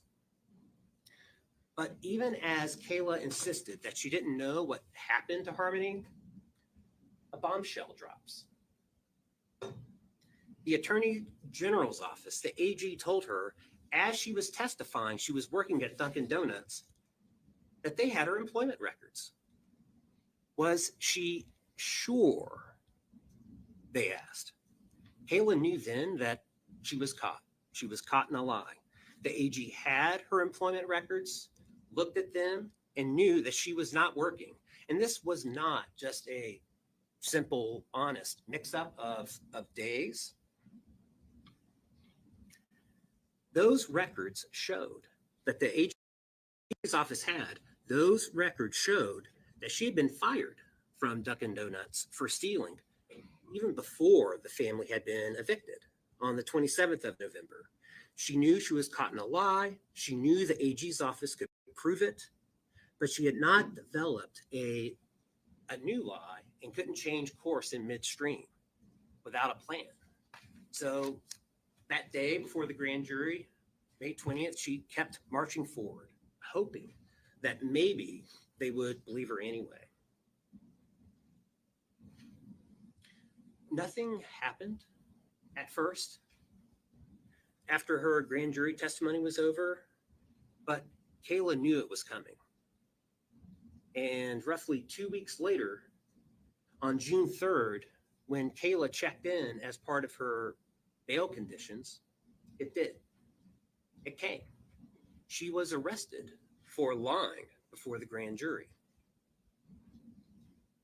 Kayla had a new story prepared, but with the new charges, the state had the upper hand. She was allowed to give her new story with the agreement that her statements could not later be used against her. But there was no guarantee of a deal, and instead, Kayla would only get that deal that she wanted if her statements helped the police figure out what happened to Harmony. And if the state decided that Kayla's statements were not helpful, she would be facing not only the charges she was already facing, but now 2 more felony charges, this time for perjuring herself before the grand jury, plus any charges that could come about if the police were able to figure out what happened to Harmony without her statements. And Kayla knew that the police were going to follow up on what she now said. And without something to corroborate this new story she was going to give, there wouldn't be any reason for the police to accept it. After all, she had already lied to the grand jury to point the finger at Adam. So instead of the truth, she told a lie of a brutal killing where she was also a victim. But because there cannot be any corroboration for the lie itself, Kayla intermingled some of the truth of how she and Adam covered up Harmony's death. The lie itself cannot be corroborated, but there would be corroboration in the truth of the cover-up. Because Kayla's new story was not true of how Harmony died, she lacked real memories to draw from, and the details did not fit. Both the details she provided and the ones she did not provide. And it is in those details based on a lie, that begin to reveal the lie still being told by Kayla. At first, Kayla's new story for the police, when she gave a proffer on June 3rd of 2022, her new story was that it was the middle of the night, 2 or 3 a.m. Harmony had been having trouble controlling her bodily functions while the family had been living out of the car, and Harmony went to the bathroom again. Adam responded by repeatedly punching Harmony, probably like 10 to 15 times.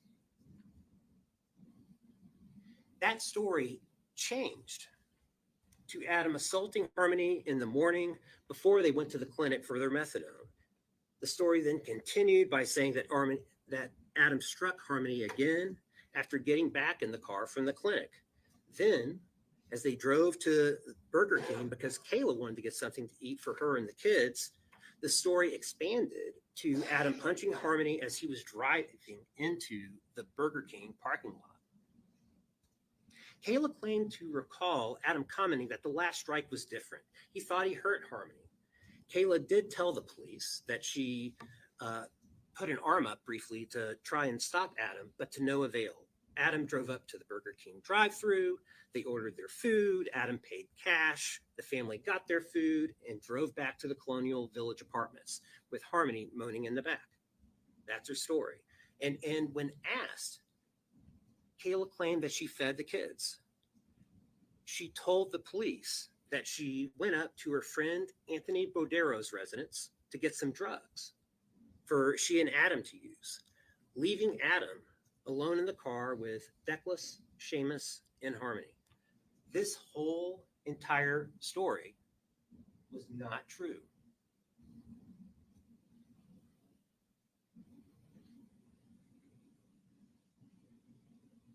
Excuse me.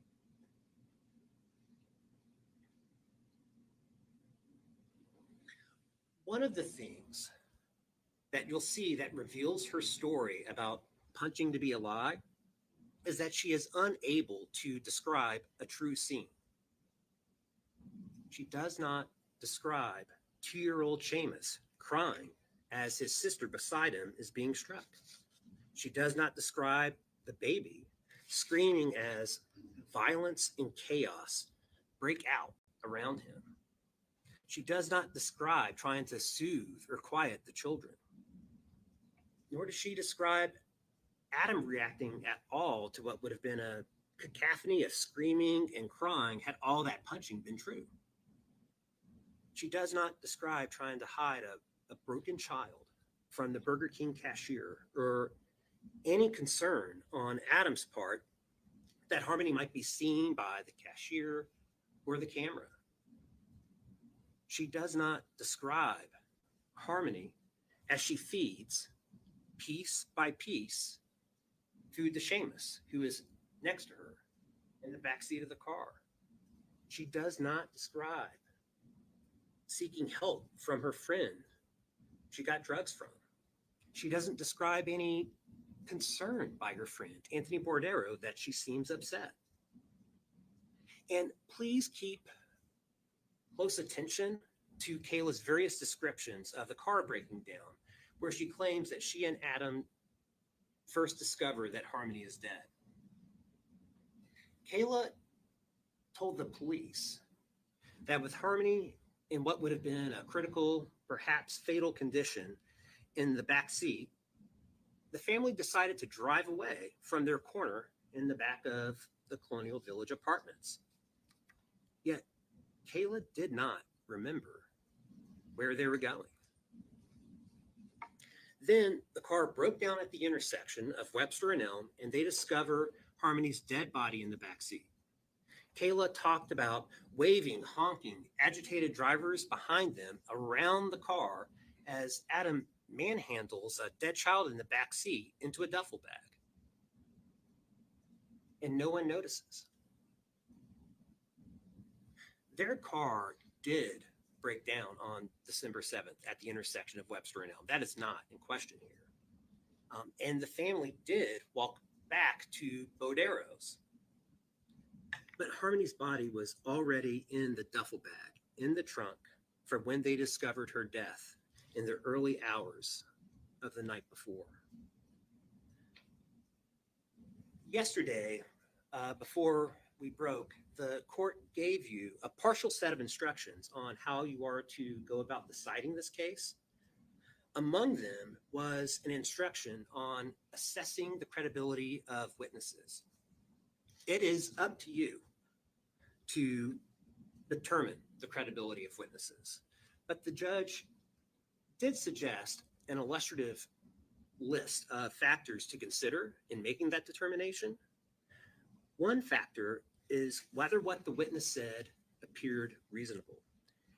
In discerning this, details matter. The details that are given and the details that are not. Is the witness pulling from a well of true memory or just making it up? Another factor the court has offered for your consideration is whether what the witness said is consistent with other evidence in the case. And that leads me to some of the science that was used in this case. Kayla also described Adam cleaning up blood spilled by Harmony with a kerchief. That lie was exposed by a special test that can reveal blood traces, even blood that was supposedly cleaned up. Luckily for the police, they were able to locate the broken down Sebring 2 years later. They're able to bring it to their lot at the police station, and they're able to search and test it with a special test that could detect invisible blood that cannot be seen with the naked eye. No traces of blood, including on the back passenger seat where Kayla said Harmony bled and Adam cleaned it up. In offering guidance in assessing witness credibility, another common sense factor offered by the court is whether the witness had a bias or motive to lie. There will be time during Kayla's testimony, during direct and cross, to explore the changes, the inconsistencies, and details within her story, both those that are there and those that are not.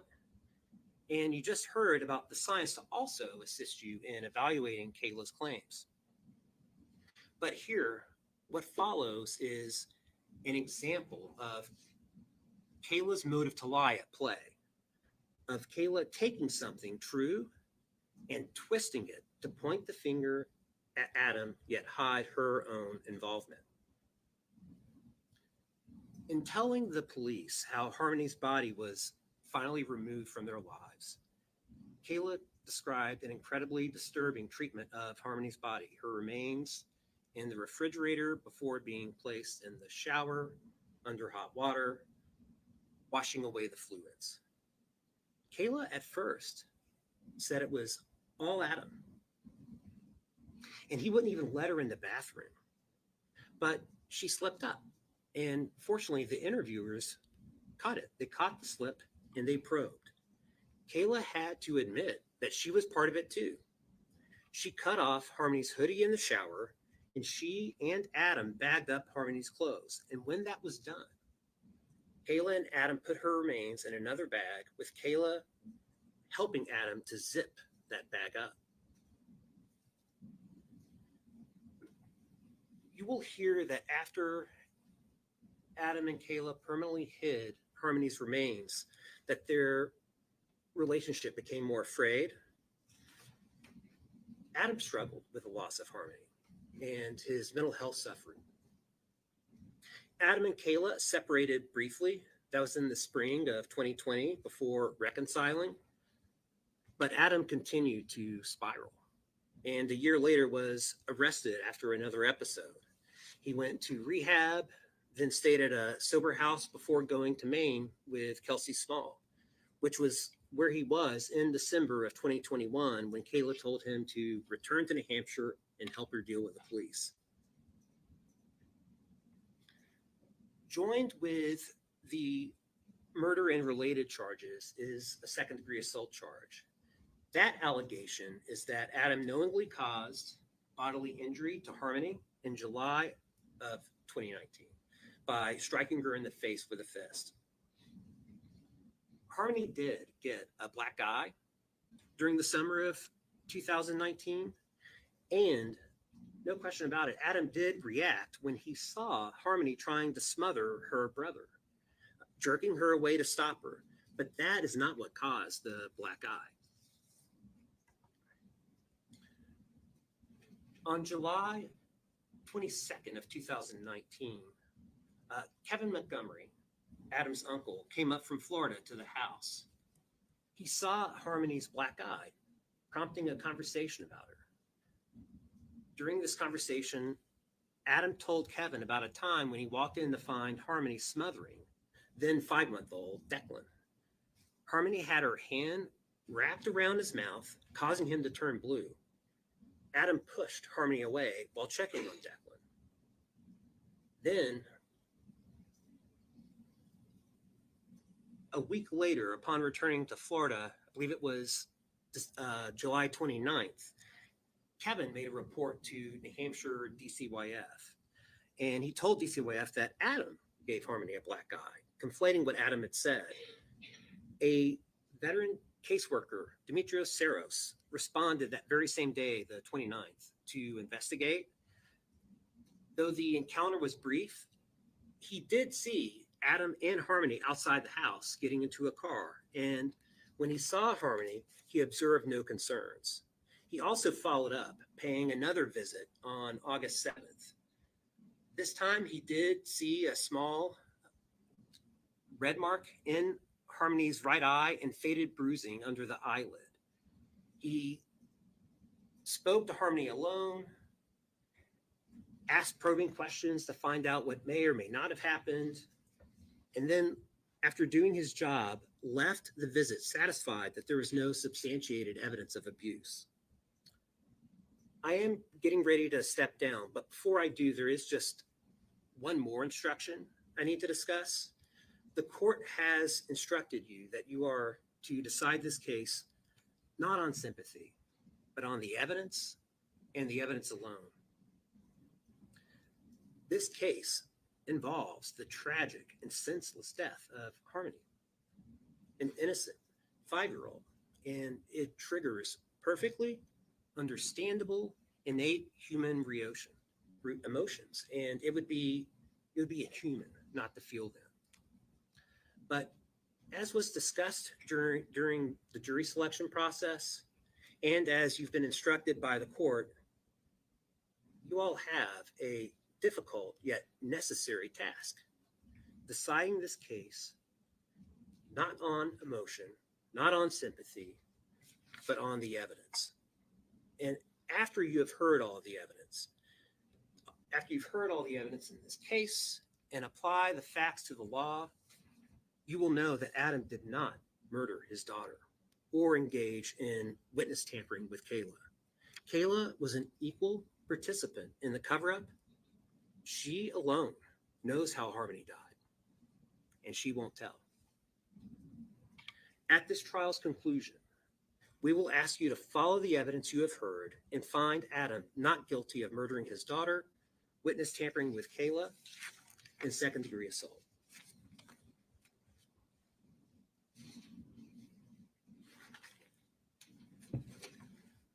All right, ladies and gentlemen, you've now heard opening statements. As I told you when I gave you my preliminary instructions, we would generally be taking a mid-morning and mid-afternoon break, and I do look for natural breaking points in a trial to do that. I think this is one of them. So what we're going to do is we're going to take a 15-minute break now. So use the restroom, have a drink of water, and we'll come back in 15 minutes and begin the evidence. All right, all rise for the jurors, please.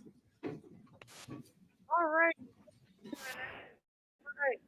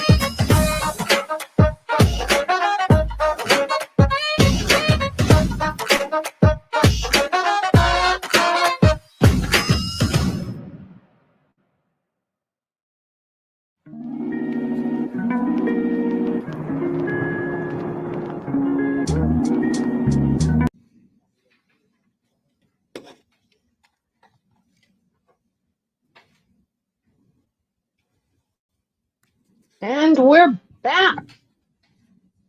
Let's go, let's go, let's go.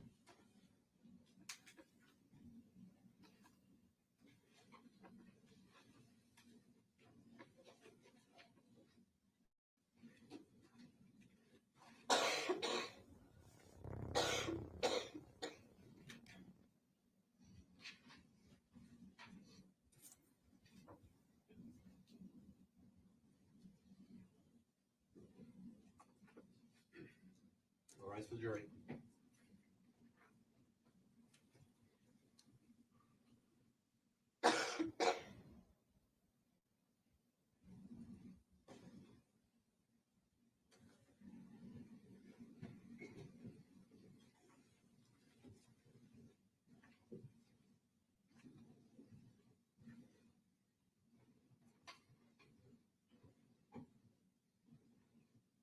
Please be seated. When the state is ready, you may call your first witness. Your Honor, the state calls Michelle Rafferty.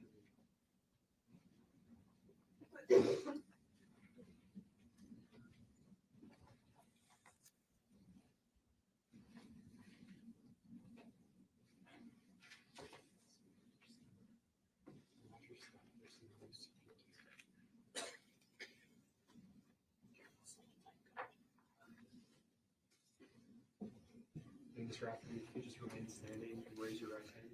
Do you swear that the testimony that you will provide will be the truth and nothing but the truth under the pains and penalties of perjury? You can make yourself comfortable, Ms. Rafferty. There's a microphone in front of you, and I'm just going to ask that you speak into that so that everyone can hear what you're saying. Can you begin by stating and spelling your last name for the record? Yep. Michelle Raftery, Raftery. And what's your date of birth, Ms. Rafferty? 9/11/70, Where do you currently live? Haverhill, Massachusetts. And how long have you lived there? In Haverhill, about 25 years. Who do you live there with? My husband and 3 of my children. And what's your husband's name? Timothy. And your children? What The are ones their that are home? ages? Oh, their ages? Yes. Ben's 25, Jaden is 14, and Claire is 13. And do you have children that live with you? Those are the ones that live with me. Yeah. What do you do for a living? I'm a behavioral health partner And how long have you done that? for a year. Prior to that, what did you do for a living? I was a FRL, a family resource liaison. And can you explain what that is to the jurors? Yes, I work with foster parents and I help support them and run support groups and trainings for them.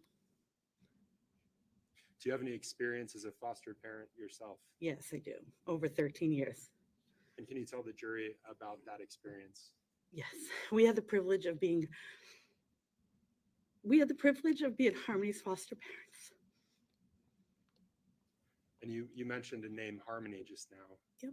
Who is she to you? She was our foster daughter, What did she call you? Mama. Your husband, Tim, what did she call him? She called him Dada and Papa. You said that you'd been a foster parent for 13 years? Yep. What point in that timeline, those 13 years, did you take Harmony in? Like probably halfway through the years. Yep. So she came to us at 2014. And tell us about that. Yep. So you always start off, you get a phone call from DCF and they tell you a little bit about the child. And Harmony was 2 months old at the time. And she had a pretty intimidating diagnosis at first. So, I did a lot of Google research, but I still knew that we wanted to say yes. And Harmony came and lived with us when she was 2 months old. Pretty intimidating. What were you told about Harmony before So you we took her? we were told that she has hydroprocephaly, which is like a disorder with her brainstem. And we were told that she was legally blind in both eyes and that she probably wasn't going to live 7 months. I'm sorry, can you say that last thing? Yeah, that she probably wasn't going to live past 7 months old. Hydroprocephaly was the original first diagnosis. You mentioned this blindness. Mm-hmm. What can you tell us about that? So at that time, she had a whole team of doctors and she was considered legally blind in both eyes. However, I started to notice when I would feed Harmony that she would track me with one of her eyes at least one of her eyes. And, then we went on to get different diagnoses for her. You mentioned having Harmony since she was 2 months old. Yes. What was Harmony's date of birth? 6/7/14. June 7th, 2014. That's correct. What kind of child was Harmony Montgomery? She was a loving child. She was very sweet, very happy. She was super social. She loved to be with people. We used to joke around with her to leave a sparkle wherever she went, because wherever she went, she left people happy, and you knew that you met her. How long was Harmony in your care for? So which time? We took care of Harmony 3 times. She came back into care 3 times. So for the first time, she was with us for about 2 months. Then she returned to her mother, and then she returned to us. And then she stayed with us for about a little over 2.5 years. And then she went back with her mother, and then came back 10 months later. You mentioned these disabilities. Yes. Was Harmony developmentally delayed? She was not. It definitely could have been a possibility. She started off with that original diagnosis, and through going through testing, she had a neurologist, endocrinologist, ophthalmologist, and we had a whole team of specialists that worked with her, and they changed the diagnosis to septo-optic dysplasia.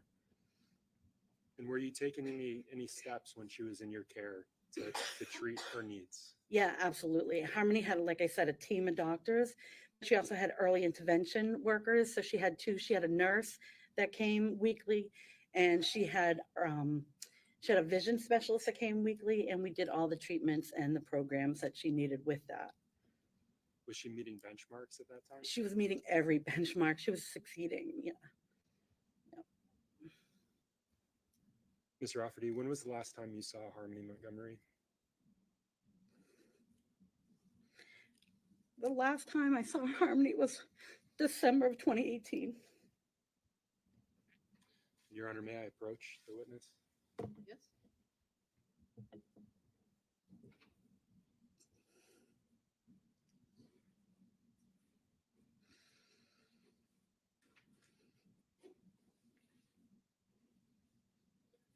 So, Your Honor, I'm showing the witness what's been marked for identification as State's Exhibit 97.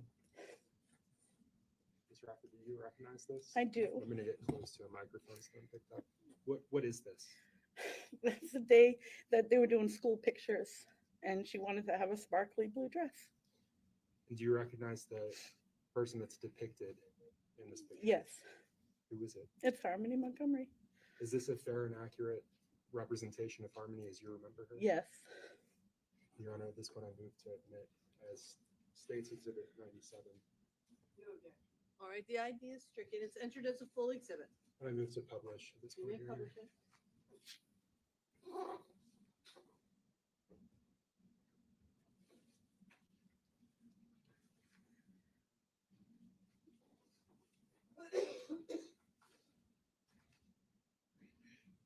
Mrs. Rafferty, do you know someone named Adam Montgomery? I do.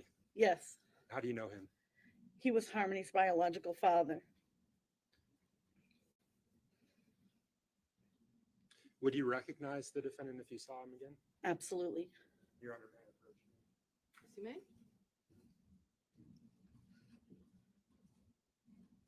Showing the defense was been marked for identification as State's Exhibit 101. And approach the witness. Yes, you may. Ms. Rafferty, Yes. do you recognize this item? Yes. Can you tell me what it is? It's Adam Montgomery. And Your Honor, at this point, is this It's a fair? a picture. Yes. Is this a fair and accurate representation of Adam Montgomery as you remember him? Yes. I move to mark as full, Your Honor, to strike the ID and mark as full State's Exhibit 101. Any objection? No objection, and we agree that that is a photo of the defense. Okay, thank you. The ID is stricken. It's entered as a full exhibit. And I move to publish it at this You may point. publish it.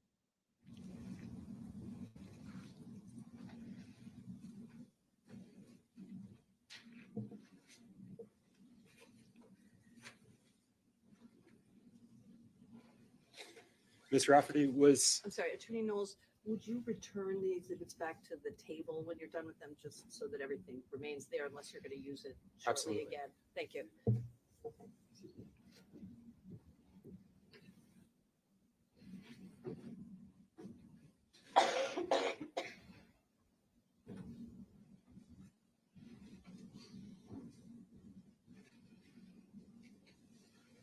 Ms. Rafferty, was Harmony potty trained when she was in your care? Yes, she was. She started at our house and then she finished when she moved back with her mother. And how old would she have been at that point in her life? So at 2.5, going on 3, she was potty trained.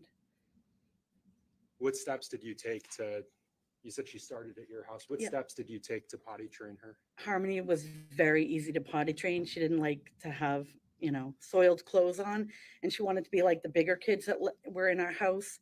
So she would tell us that it was pretty much Harmony potty trained herself. You mentioned her mother. Do you know Yes. her name? Yes, Can you tell the jurors? yes, it's Chrystal Sorey. And you said that Chrystal Sorey finished her potty training. Yes, Did Harmony return to your care after that? she did. Yes, And after Harmony returned to your care, did she have any bathroom accidents? absolutely not.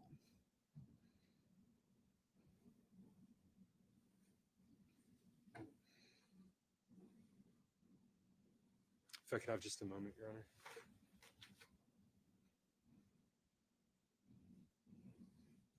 Ms. Rafferty, I don't have any additional questions for you. The defense attorney may. Okay. Thank you. Thank you. Thank you, Your Honor. Good morning. Good morning. And I know this is difficult and I won't be long, okay? I'm sorry, we need to get you a microphone, and we'll figure out the other podium if you want to do that, but we might as well set it up. I'll just take it over for now. I only have a few. Yeah, that's fine, if you want to start there.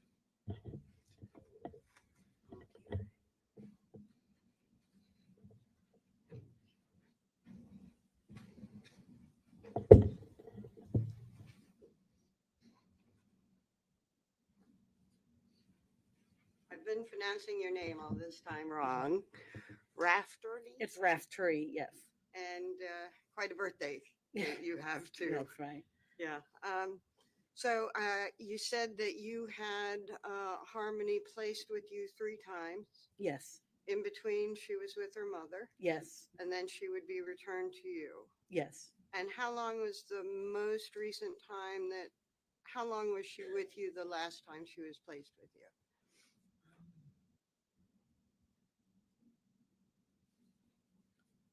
About 10 months.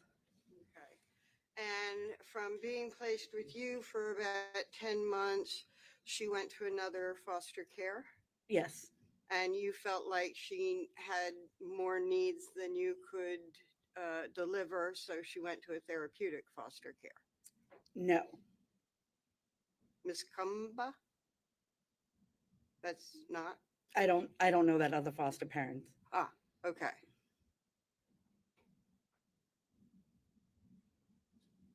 So she didn't go to therapeutic foster She care? went to another foster home. Okay. Not a therapeutic one? Not that I know of. Okay. Had you asked that she be placed in a therapeutic foster home? No, Okay. She left your home for another foster home for what reason? it's a long story. Co-parenting a child that has trauma, first of all, is very difficult. Co-parenting a trauma with DCF involvement and co-parenting with them is extremely difficult. Okay. So Harmony was placed with you 3 times, and that last time she was then placed to a therapeutic foster home. She was placed in another foster home, yes. Okay. I'm sorry. I Yep. did misspeak. Speak. She went to another foster home. Yes. Okay. Thank you.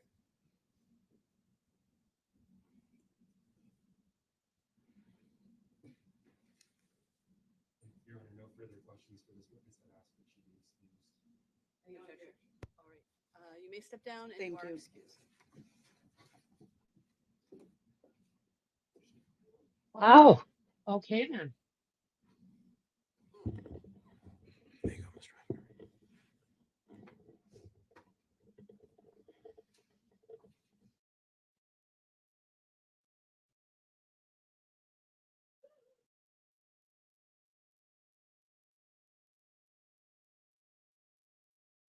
I missed that.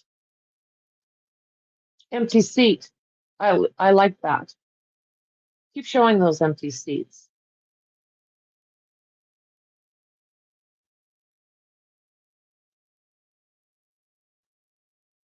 Where's Adam Montgomery? Certainly not in court where he should be. Jesus Lord Murphy. Are you kidding me?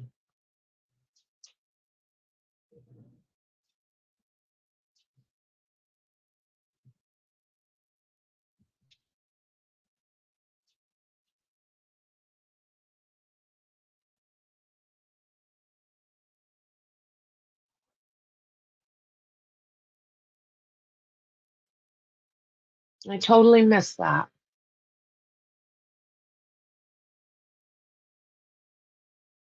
Wonder how many witnesses they're actually going to have. I don't think I found the witness list. Let's see here. Maybe I did.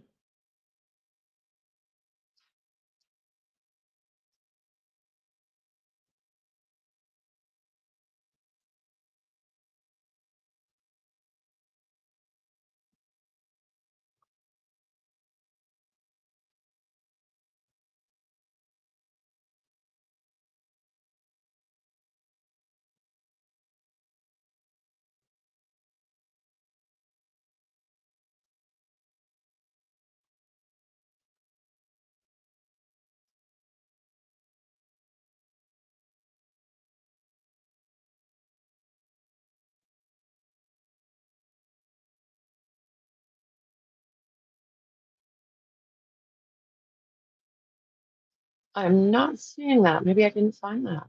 What case did I find that? I thought.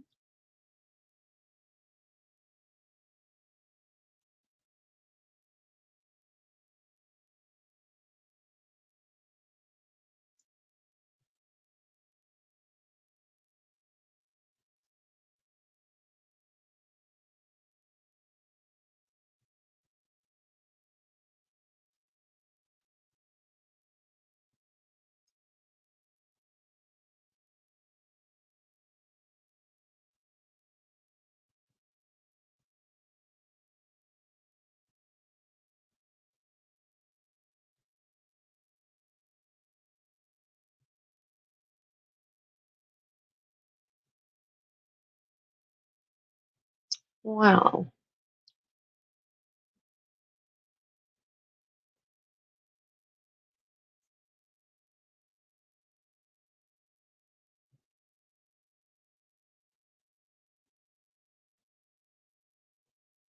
Witness list. Is for this one?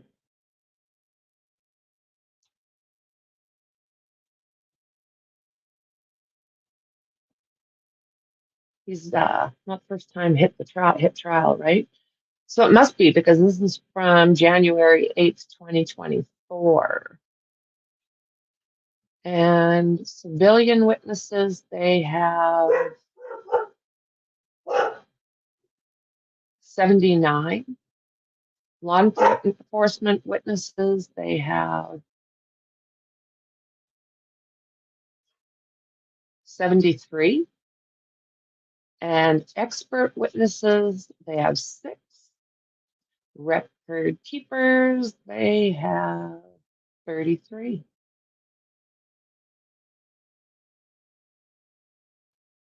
And it looks like the record keepers are all over the place, like from everyone. So that's a lot of witnesses if they actually use them all.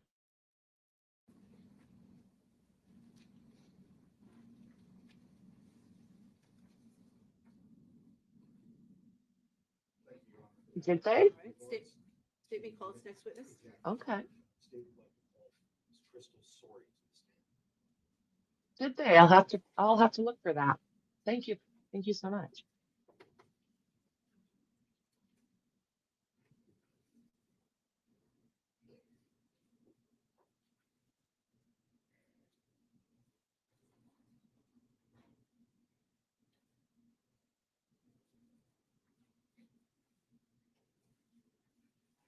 Is that Chrystal? That looks like Chrystal.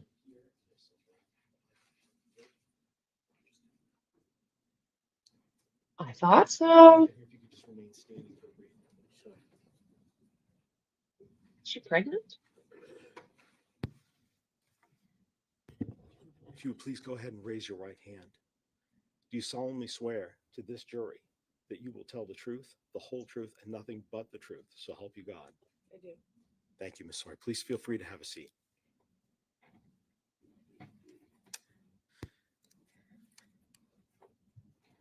Ms. Sorey, since we're being recorded that's here Chrystal. today, and there's a microphone right in front of you, so I will ask you to please keep your voice up to make sure that the recording picks you up. Would you please state your full name and spell both your first and your last name? My name is Chrystal Sorey, Crystal Sorey. And Ms. Sorey, what town do you live in? I live in Fitchburg, Massachusetts. How long have you lived there? A year and 5 months. And how far did you go in school? I didn't graduate high school. I'd like to ask you about a specific day, June 7th, 2014. What significance, if any, does that day have for you? It was the day my daughter Harmony was born. And Harmony was a girl, correct? Yes. Have you had any other daughters besides Harmony? No. And what was her full name? Harmony Renee Montgomery. Same middle name as you. Yes. What was her medical condition when she was born? She was blind in her right eye. She was misdiagnosed twice before that. Just blind in her right eye. And after about 3 months after she was born, who did she go to live with? Michelle Rafferty. And do you know Michelle? Very well. Why did she go to live with Michelle? I am a recovering drug addict. I was struggling at the time, handling her diagnosis. I was struggling. Is it fair to say that who you are now Thank in you. 2024 is different than who you were in 2014? Very. In March of 2016, were you able to obtain custody of Harmony again? Yes. Okay. Where did the two of you live? First, when she reunified, I was at Casa Esperanza in Roxbury. It was a reunification program, but you could only progress so much there. So then we moved to Ruth Kelly Umi's house on the other side of Roxbury, Dorchester. Okay. When the two of you were living together, how was Harmony? Amazing, rambunctious, very smart. By the time she was 2, she could tell you her whole life story. She was talkative. Yes. People didn't believe she was 2. When you got custody and were reunified with Harmony in those two places, did you work and finish potty training with Harmony? Yes, Okay. I did. And how did she take to that? She did very well, honestly. I was kind of surprised. She was just really excited to be a big sister. Her brother had diapers, and I told her, babies wear diapers, and you're not a baby anymore. You're a big sissy. So she was right on it, and she did so well. In September and then October, I know you were reunified in March of 2016. In September and October of 2018, did she go to live again with Michelle Rafter? Yes. And when she left, then that would be the fall of 2018. How old was she? 2018. 3, I believe 3, almost 4. Yeah, basis. It's leading in with, I think the dates are wrong. I believe the question was, how old was she in the fall of 2018. Objections overruled. Thank you. So she was born in 2014, is that correct? She was 4. Yes. Okay, so she was 4 in 18. Yes. And was she fully potty trained when she left you? Yes. I'm going to ask you, who was Harmony's birth father? Adam Montgomery. And how did you meet him? Through a mutual friend. Was he living with you when Harmony was born? No. Were the two of you living together when Harmony went to live with the Raftertys? Never. Did you ever have any other children with Adam Montgomery? No. At some point in 2019, who got custody of Harmony? Adam. Where was Adam living at the time? Manchester, New Hampshire. Do you remember what street he was living on? Guilford Street. And is that where Harmony was as well? Yes. What, if any, visits did you have with Harmony after she went to live with Adam Montgomery? I had 2 physical visits with her. And then I had 2 FaceTime calls, both very brief. The physical visits, where did you visit her? Excuse me. Guilford Street. Did you visit with her outside the home or inside the home? Or Inside the home. inside the home. Did you see where her room was? No. He never showed me. When you say he, who is he? Adam never showed me. I was only allowed in the living room or the bathroom. How did you communicate with Adam at that time? Facebook. Facebook? Yeah. He wouldn't give me his number. When did you last see Harmony?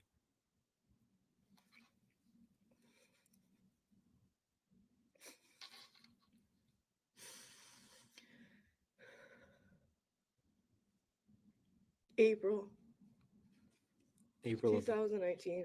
April of 2019. Yeah, right before Easter.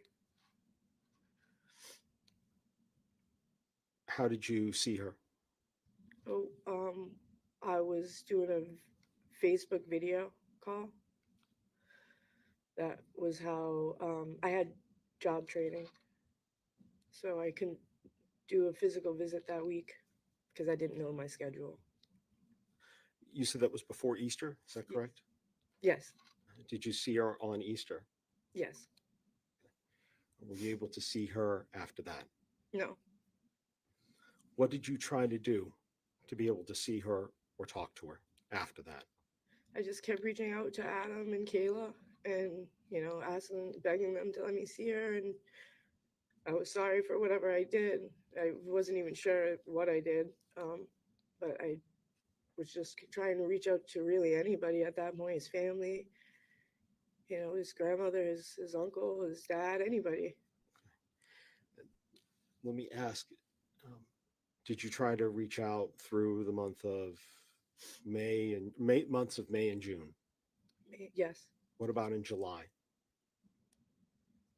I believe so.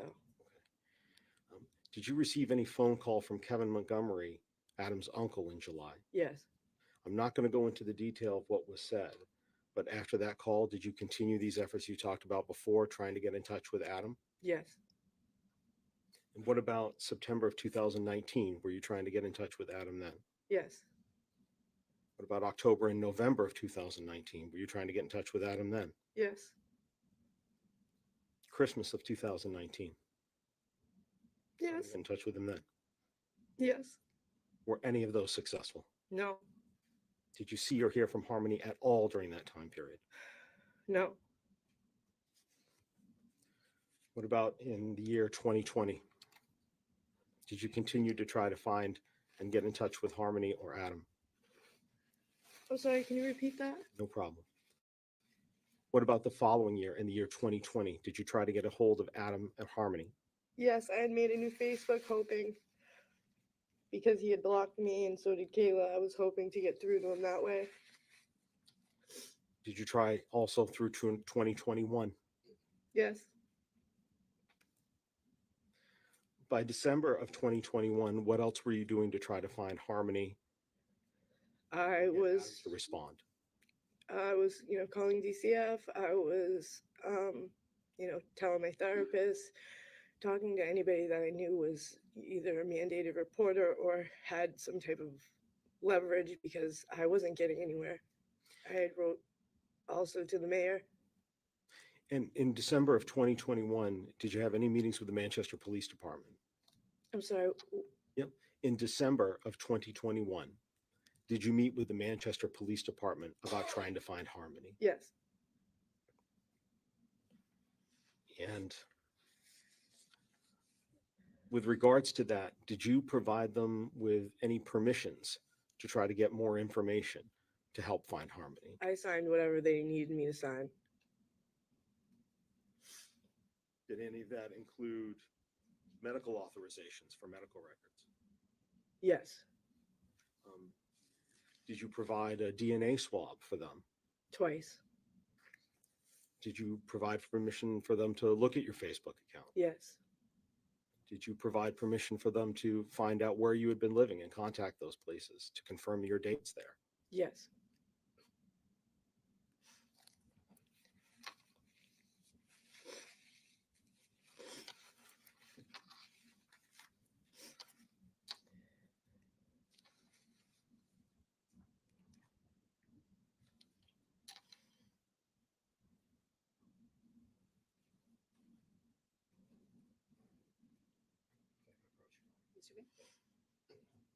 Sorry, I'm going to show you. It's been marked State's Exhibit 101. For identification? I'm sorry, that's full exhibit. Thank you. Do you recognize this person? Yes.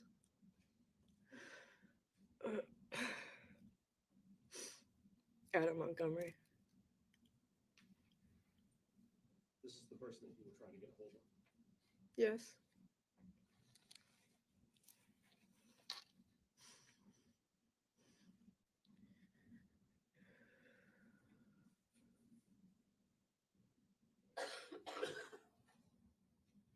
Show now State's Exhibit 97.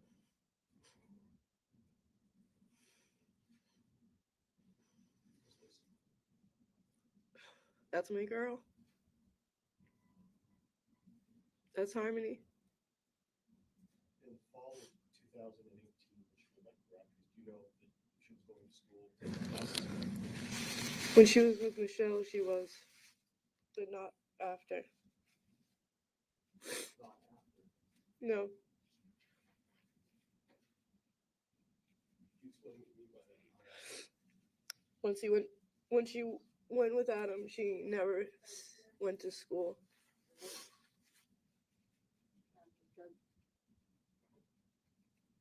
Sorry, Your Honor, if we could approach.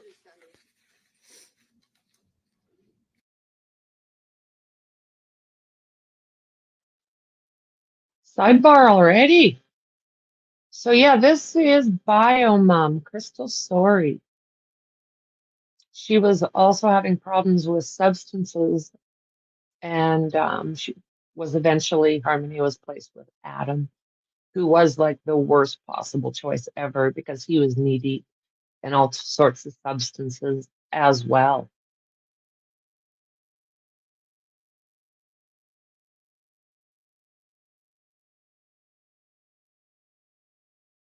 I don't know if she's pregnant or not. I kind of thought she looked it, but I don't know. I could be mistaken.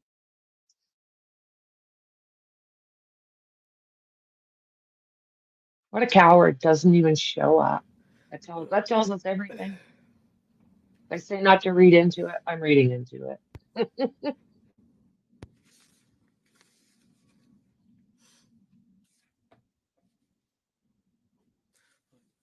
Ms. Sorey, I just have one last question for you. With regards to all of those communications that you talked about through 2019, 2020, 2021, trying to get a hold of Adam Montgomery or Harmony, for any of those, were you ever able to speak with Harmony? No. I can have just a moment.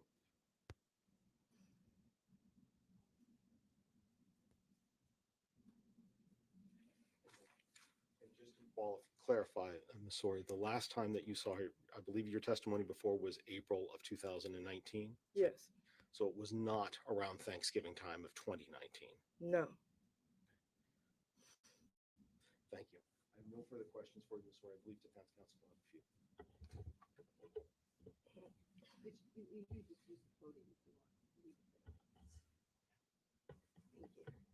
I'll pull it out after this. I'll pull it out after this because I only have a couple of questions. And it sounds like Harmony was a lovely child and a joy. Is that right? Yes. And you described on direct her getting potty trained and you comparing her to her brother, Yeah. your son. Yes. And I think she loved being a big sister to her brother, your son. Yes. Right. And you described how old Harmony was in September of 2018, I think. Harmony was not living with you at that time. Is that right? That's right. Okay. Thank you. Nothing further, Your Honor. You may sit down. Whoa, that was fast. Whoa.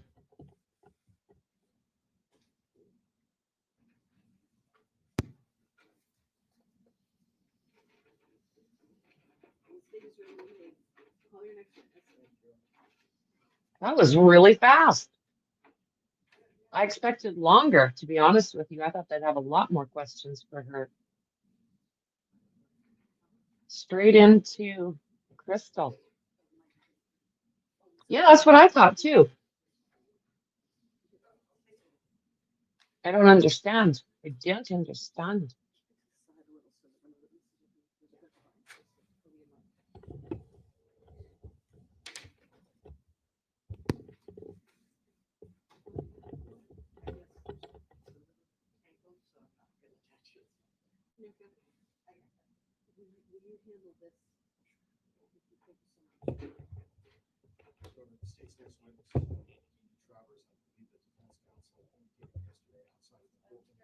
Hold on.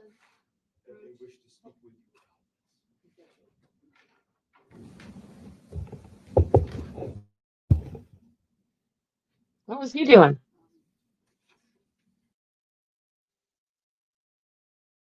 Sidebar. I can't believe how many sidebars they've had already.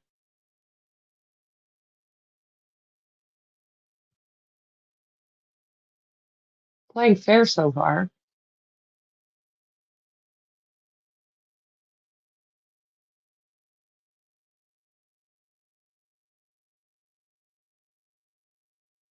Hmm.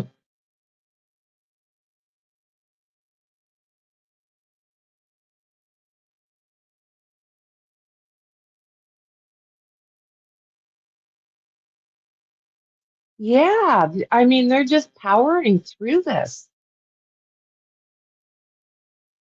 Yeah, they're definitely pointing that out. I noticed that, friend. Cameraman keeps looking over the defense table.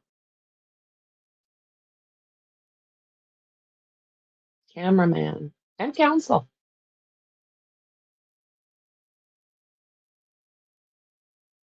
Yeah, a little bit odd, isn't it?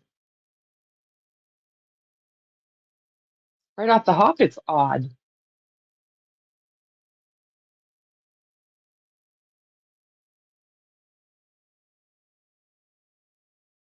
Hmm. Alrighty then. Alrighty then.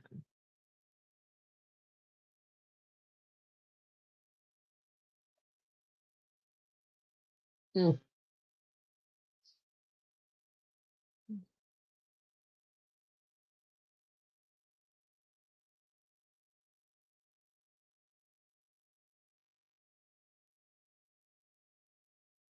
But there's no points made yet.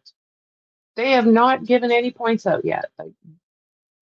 Not any for the defense, not any for the state. The two witnesses I thought that, I mean, would really be questioned were over in minutes.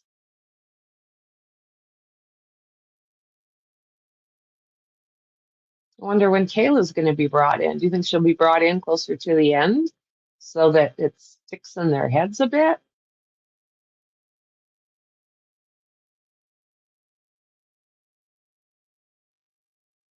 Hmm. And I don't know what all these sidebars are all about. I'm not catching it. Oh, yeah, I agree with that. Court should require the defendants to be in court. It looks like we are prosecuting a chair, right? Yeah, like I don't understand that. I don't know if Canada's the same as far as that goes. Sorry. I don't know if Canada's the same as far as that goes. Thank you, Your Honor. The state calls Dee Dee Travers to the stand.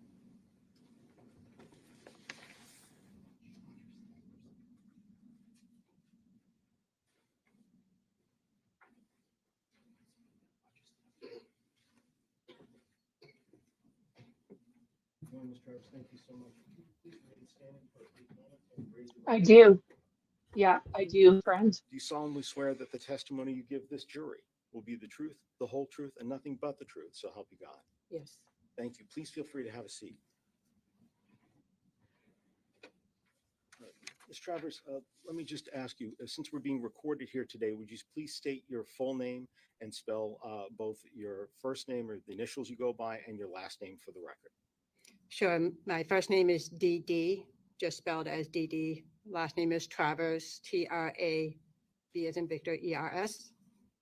And Ms. Travers, do you live in the state of New Hampshire? Yes, I do. How long have you lived here? Approximately 20 years. 20 years. And currently, where do you work? I work for a Catholic Medical Center in Manchester. What do you do for them? Currently, I work as a nurse practitioner. And how long have you been working as a nurse practitioner for them? I've been working about 5 years as a nurse practitioner. And prior to that, were you also working for CMC in a different capacity? Yes, I was working as a registered nurse. No, it's Let not, me friend. ask you, I've at any got point them were you assigned to work all in my at, Adobe. the affiliate for Catholic Medical Center, the urgent care in Bedford? Yes. And I'd like to direct your attention specifically to June 2nd of 2019. Did you take vital signs from a child named Harmony Montgomery that day? Yes. And as part of those vital signs, did you measure and record her weight? Yes. How much did Harmony Montgomery, the patient that you saw that day, weigh when you saw her on June 2nd of 2019?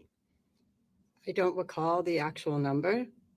Let me ask, with regards to those, when you measured her weight, did you record that information somewhere? I would record it in the electronic health records. Okay. And with regards to the electronic health records, when do you record that? So, Generally, it's done in the room with the patient. so right then and there, while you're with the patient, you're recording that? Yeah. Okay. And if you had a chance to look at those records, do you think that looking at those records might help refresh your recollection as to what the weight was that you took on that day? If I could look again, I could remember the number. Yeah, that'd be great. You want to approach page 4822?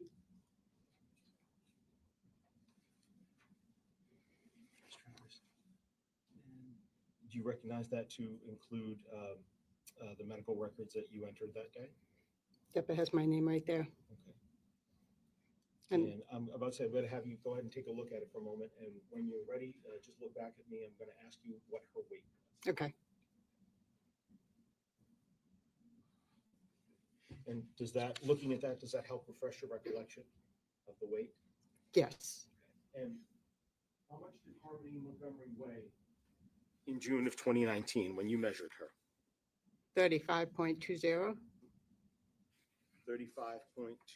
And are those grams, those pounds? The I'm sorry, I didn't 35.20. look at that. I apologize. That's all right. I'm sorry. The 35.20, is that pounds? 35 pounds or 35.20 pounds, I should say. I didn't actually see that it said pounds on there, but Okay. Let me ask, do you typically, when you do your measurements, are they in pounds or are they in kilograms? they're usually in kilograms. Usually in kilograms? Mhm. Okay. Well, I want to make sure that your memory is fresh. So with regards to the record, do you recall off the top of your head whether it was 35.2 kilograms or 35.2 pounds? I don't recall. Okay. And having a chance to look at the vital signs again, do you think that might refresh your recollection? Sure. Same page?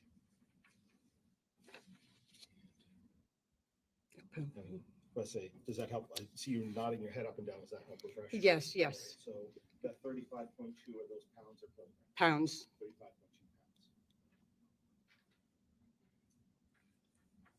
All right, thank you very much, Nurse Travers. I greatly appreciate it. I don't have any further questions for you. I believe Defense Counsel may have a few.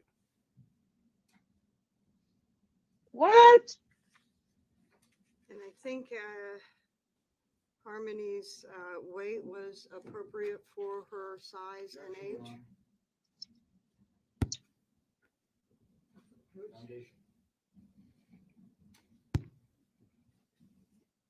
Another sidebar? It is wild, Mexi. What the hell? They're going through them super fast.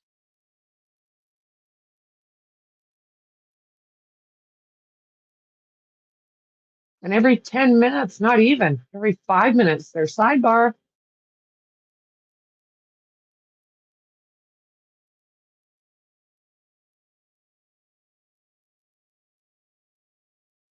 Hmm.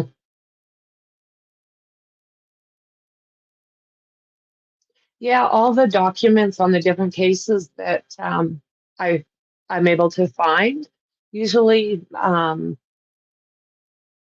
usually mods will send me stuff and I put them in my Adobe and I go on searches for a lot of different documents myself and they go into my Adobe. Yeah.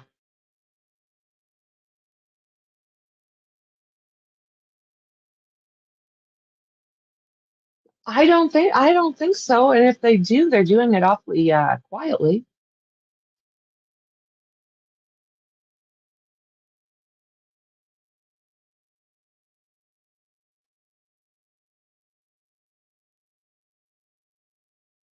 Yeah, I was thinking about that earlier.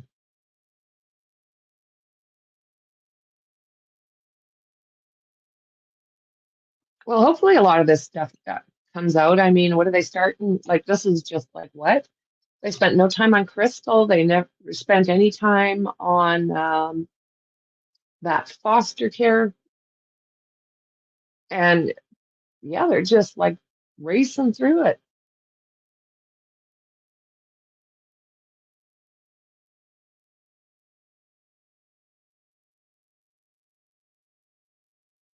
So yeah, P9, if you ever find any kind of documents, just throw them to me in my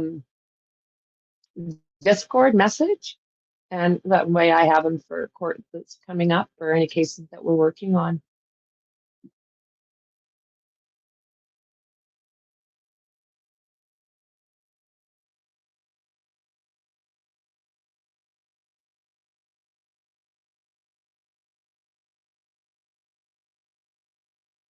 That could be. That could be, Carrie. That would make sense.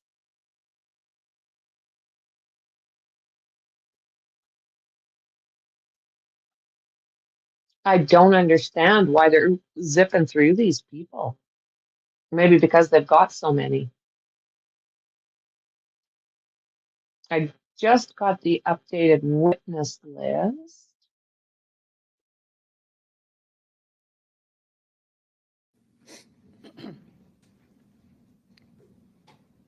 Oh, it might be the same one I've got. Just a couple of more questions. Did you stay in the room until the doctor came in to look at Harmony? No. Okay, So you just pretty much take that information and give it to the doctor for the doctor to do the examination? That's correct. Okay. And you don't know the results of the examination, is that right? No. Okay. Thank you. Thanks, Maxie.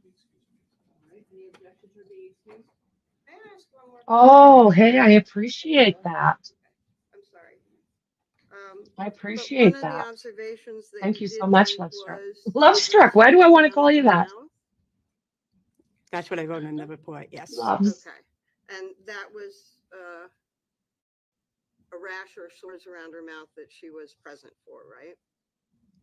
Yeah, that's what I wrote in the report. Yeah. Thank you. Any objections or being, oh, do you have any follow-up questions from that? Yes. Yes, send them to me if you don't mind. Well, mind you, I probably got most of them. If anything new comes up, just send them via DM in Discord.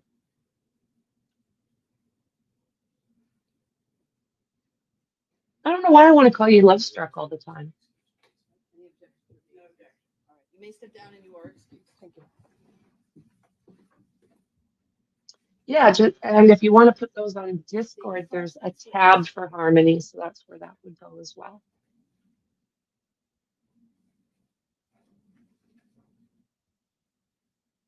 At this time, the state calls Mr. Kevin Montgomery to the stand.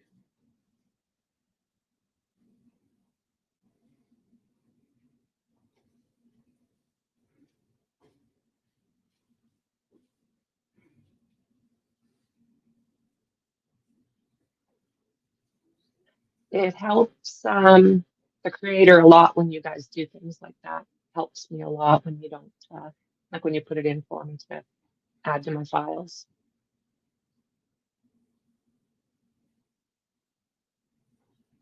Thanks, Dandy.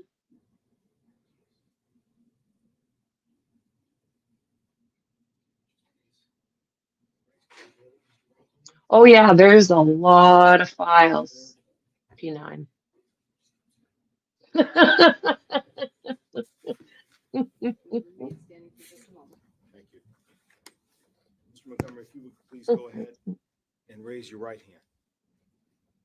You solemnly swear that the testimony that you will give this jury will be the truth, the whole truth, and nothing but the truth. So help you God.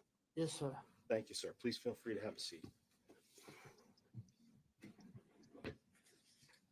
Mr. Montgomery, as we are being recorded here for the record, could you please go ahead?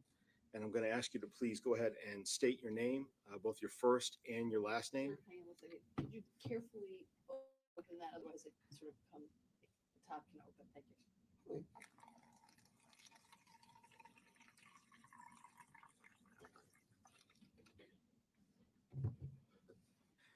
Thank you, sir. If you would please go ahead and state your full name and spell out both your first and your last name for the record.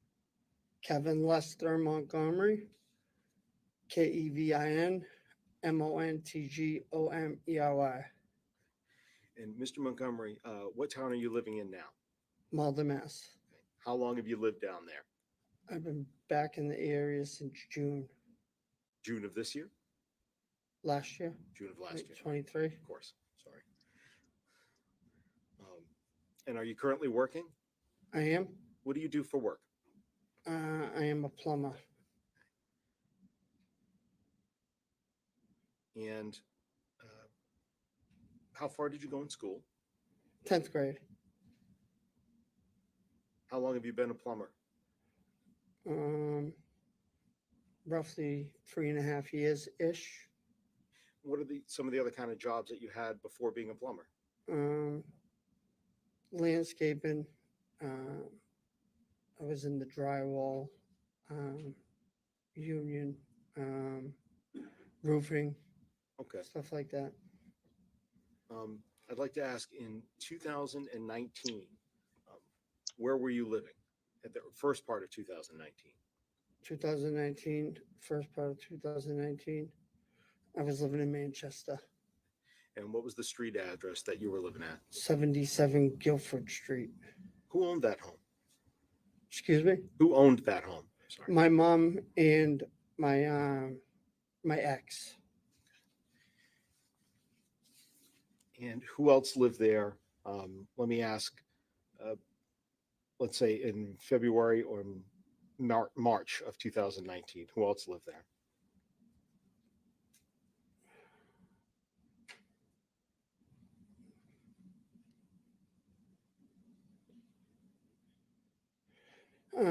So it was me, my nephew, his wife, and the kids.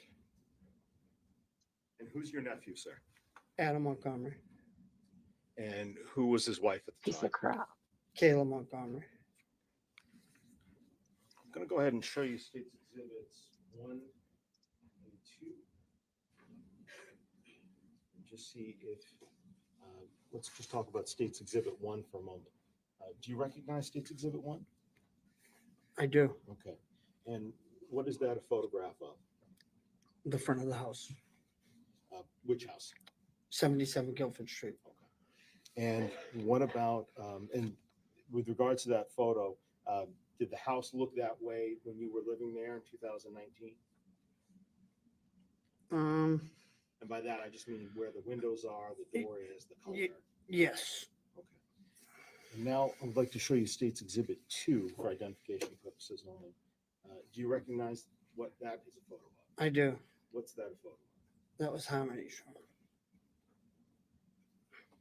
Where was her room, inside this house or somewhere else? Did she live with you? Yeah, her room was across from my room inside that house. Other than the stickers that are at the bottom here, and the photograph itself of the room and the home, are these accurate to your memory of what that room used to look like and what this home used to look like generally when you were there? Yes. At this point, Your Honor, I'd ask for the identifications to be stricken from States Exhibit 1 and 2, please. Objection. I'm sorry. No, without objection. Okay, the ID is stricken. They're entered as full exhibits.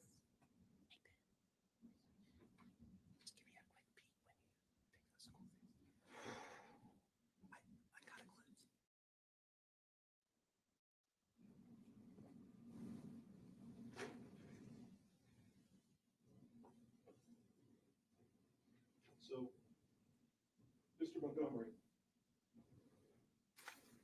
I'll go ahead. Commissioner Officer. Yes, you may. Thank you. With regards to States Exhibit 1, this is 77 Guilford Street? Is that correct? Yes. And let me ask you, how many bedrooms were in the home? How big house are we talking about?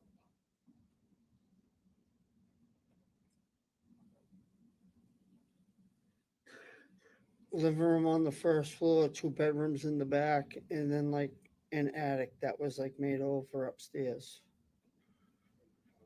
When you say made over upstairs, was that also used as a bedroom? Correct. And I'm showing States Exhibit 2.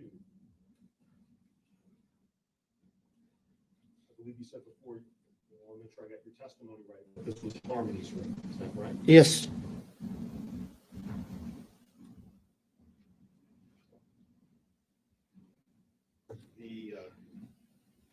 The stickers on the wall, do you know what that's a sticker of?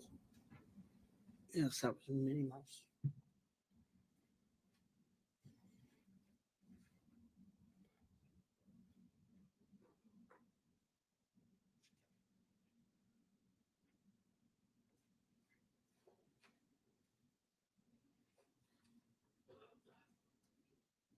Montgomery, excuse me.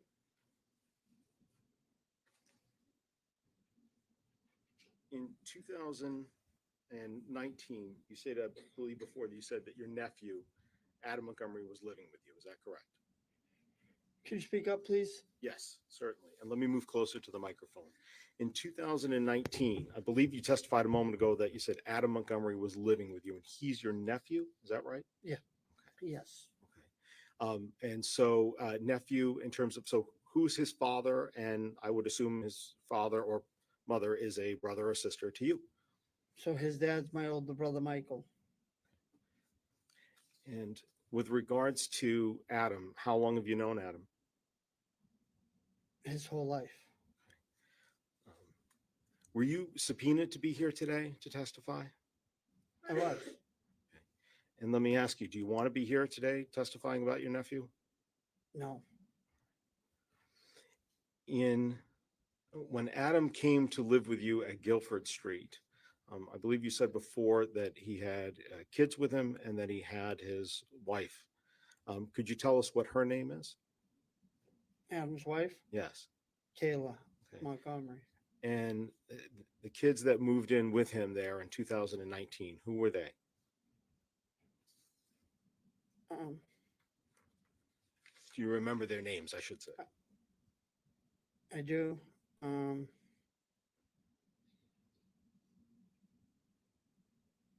Could you say that question again, please? Certainly. So when Adam and Kayla came to live with you, you said that there were kids in the home before.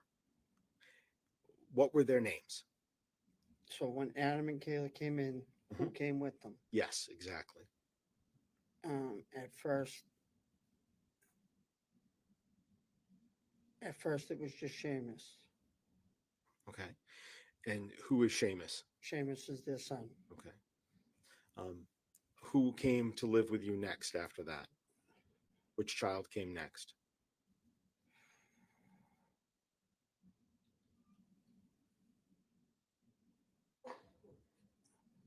I believe 2019. So I believe a baby was born somewhere, and then Harmony. And then Harmony. So Harmony was the last child to move in? I believe so. Okay. We looked at a picture of Harmony's room.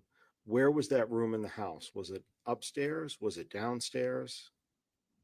So it was downstairs at the end of the hallway on the right, Okay. And where was your room in the home? right across the hall.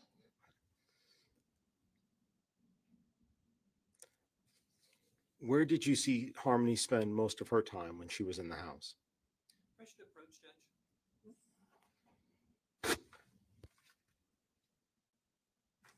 Another one?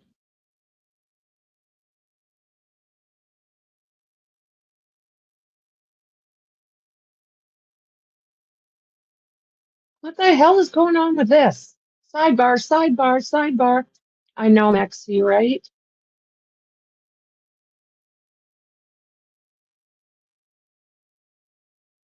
Can you get my scheduler out so I know what I'm doing tomorrow, Maxie?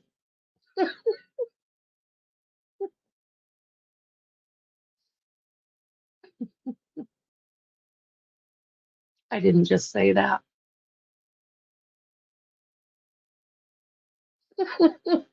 Yeah, I didn't just say that.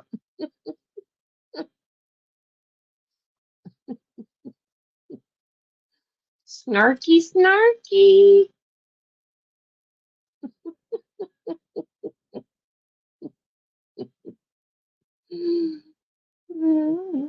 That'll biatchy, biatchy. Right, Terry? I know. You just feel pain for him.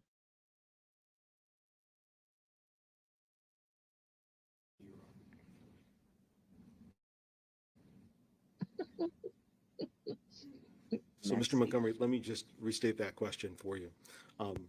So the question that I had for you is that when you saw Harmony, primarily what parts of the house did you see her in? Where did she spend most of her time that you saw?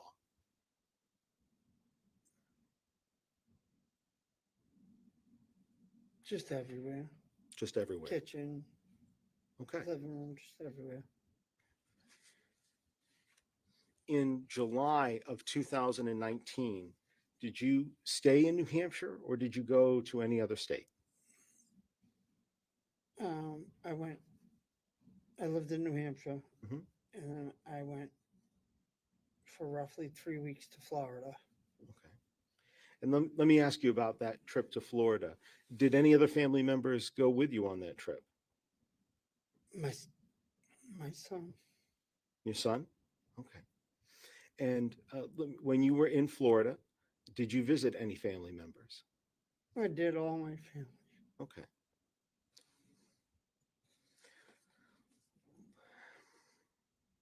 Let me ask you, sir, when you were down in Florida visiting family, Tell us some of the different family members that lived down there that you saw. So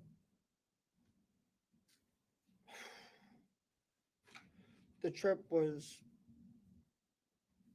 primarily to go see my mom because my mom had some health issues.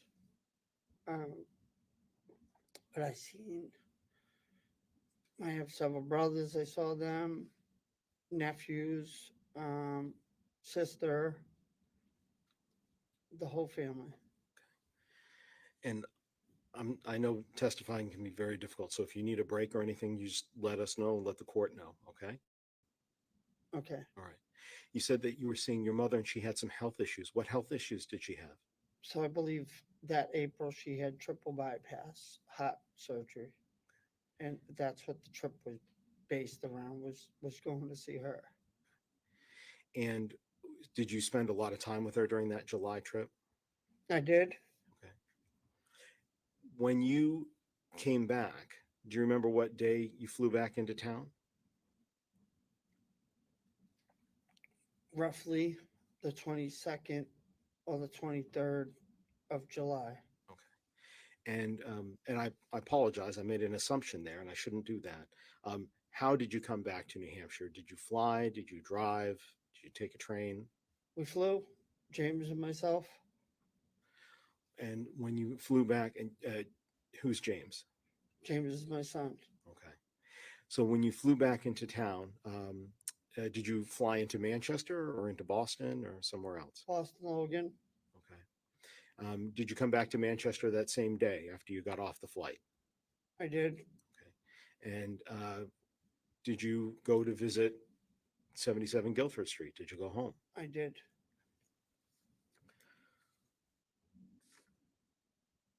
Let me ask you, when you got home, did you see Harmony there? I did. Where did you see her? I see her standing in the kitchen. And when you saw her in the kitchen, how did she look to you? She had a black eye.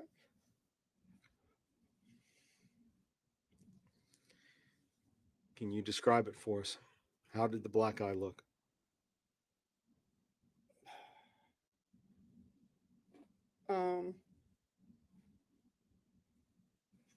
Full, like a raccoon's eye, black and blue. Black and blue? Yes. And when you say full, what do you mean by full? Can you give us a good All the example? way around. All the way around. And I see just there, you were pointing to your right eye. Did you see it on her right eye?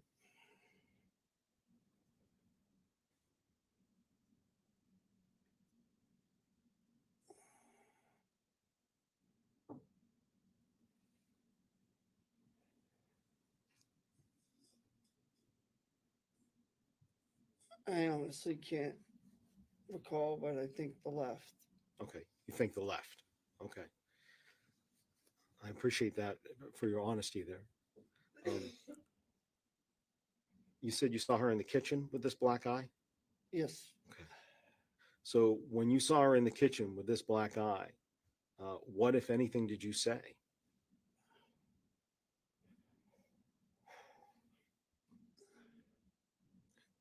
It's okay. Take your time.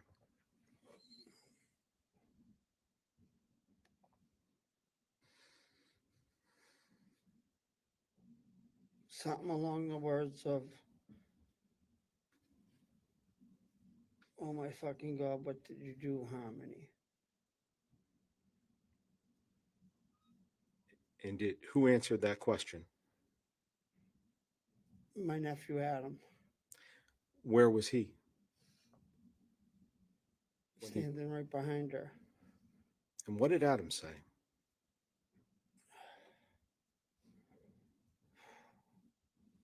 She didn't do anything. I bashed her around the fucking house.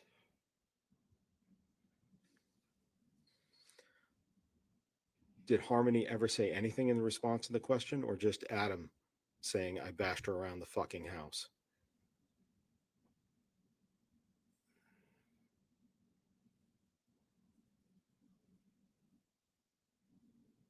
think just Adam.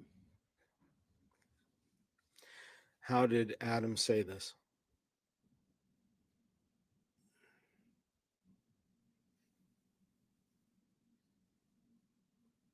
How did he say it? Yes. Or let's put it this way. Can you say it the way that he said it so that we understand? I'm not sure if I had to describe it to the best of my ability. It would be like a cocky son of a bitch.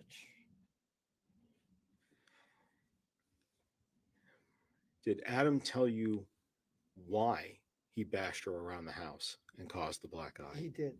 What did he say?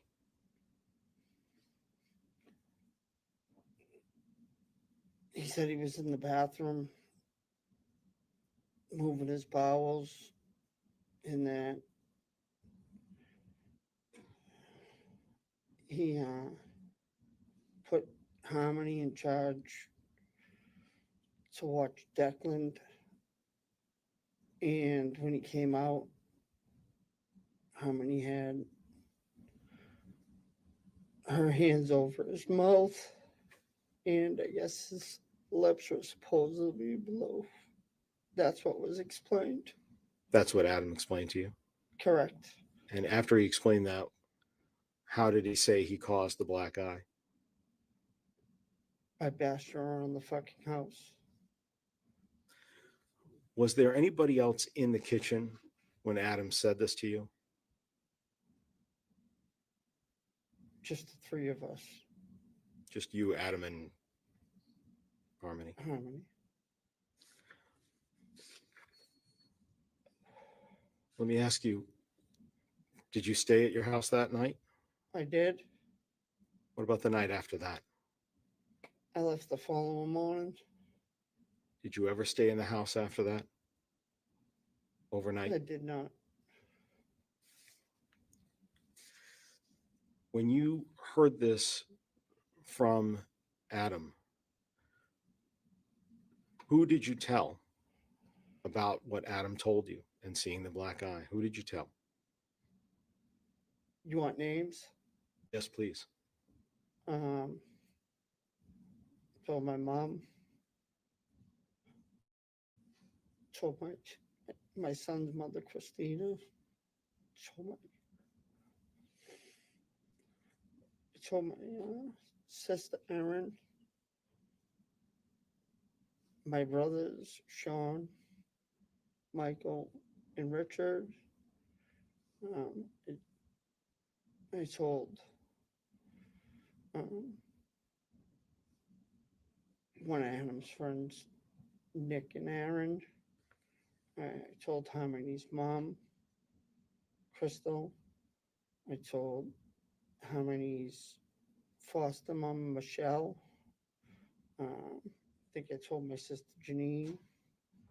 My mother, Helen. That's kind of what I remember.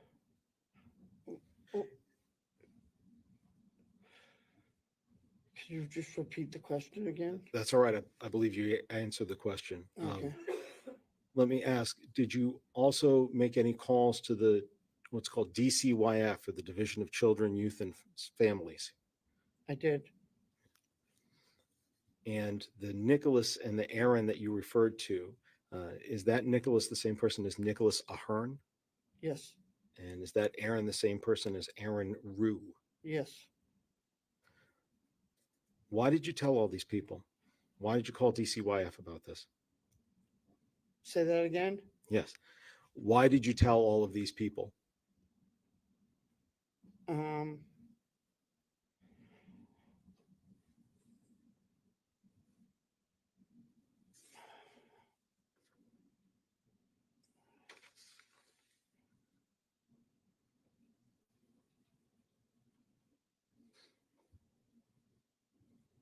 To get help. Help for who? For Harmony.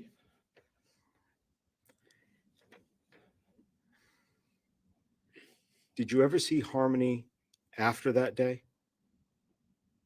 I did. When did you see her?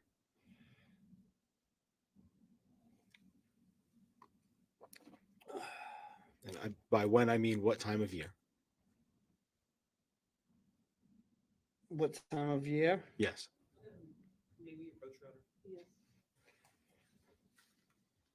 They're constantly having sidebars. It's like, what? Good to see you, Mom. Oh, I'll put her link back up. Check out Mind of Monsters, guys. She is awesome. Subscribe, like, and share. We love Mom. Hey,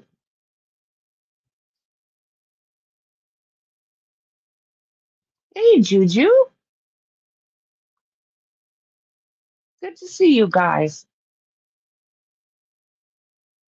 I know. He looks like he's having a panic attack. He really does. Or anxiety is to the roof. Oh, no problem. Right back at you.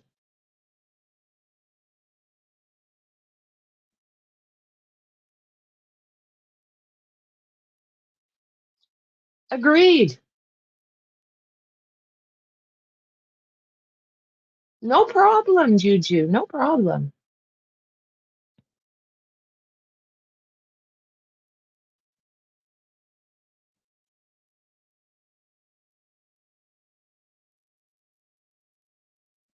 Hashtag justice for harmony.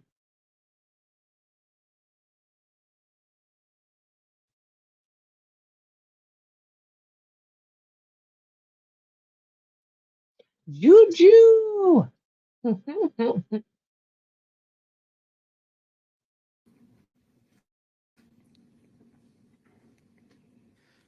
Mr. Montgomery, did you, and let me change my questions a little bit for a minute here. Did you see Harmony again in September of 2019?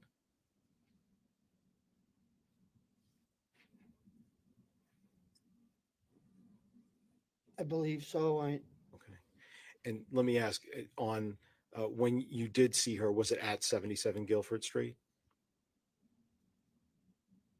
Yes.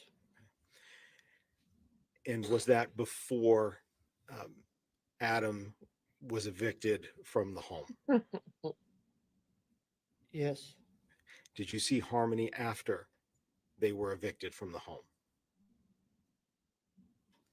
No.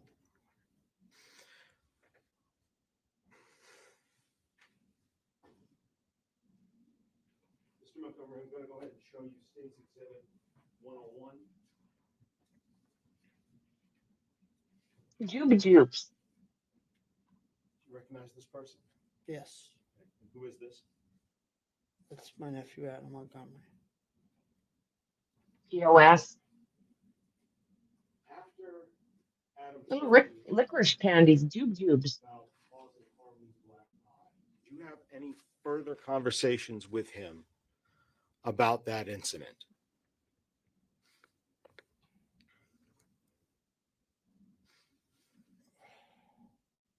I did. And what did he say to you in that later conversation about this black eye incident? What did he say to me in the later conversation about the black eye? Yes, sir.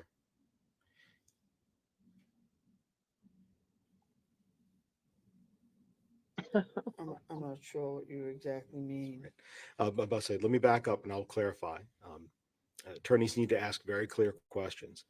So you've described for this jury about seeing Harmony's black eye and Adam telling you that he bashed her all around the fucking house.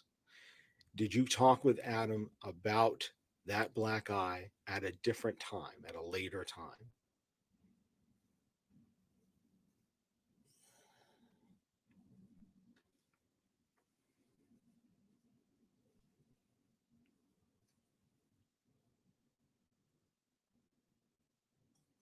I did. And at that later time, what did he say about having bashed Harmony around the house? Could I explain? So if we could approach for a minute, Your Honor.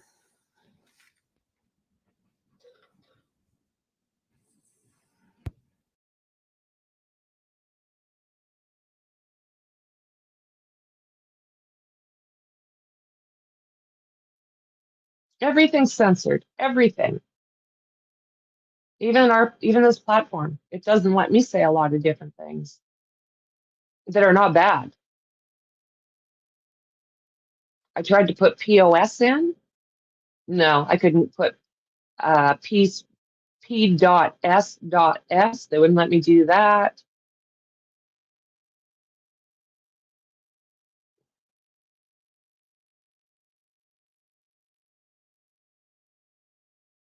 Oh, I love that, Juju. I love that.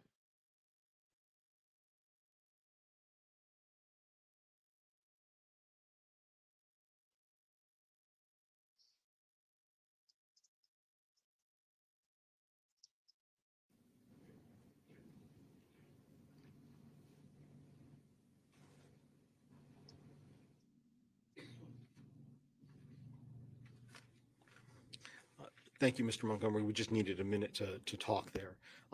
What I'd like to do is I'd like to ask I apologize. Let me ask a very clear question about this second conversation. When you were later speaking with Adam about this black eye incident, did he apologize to you for having hit Harmony?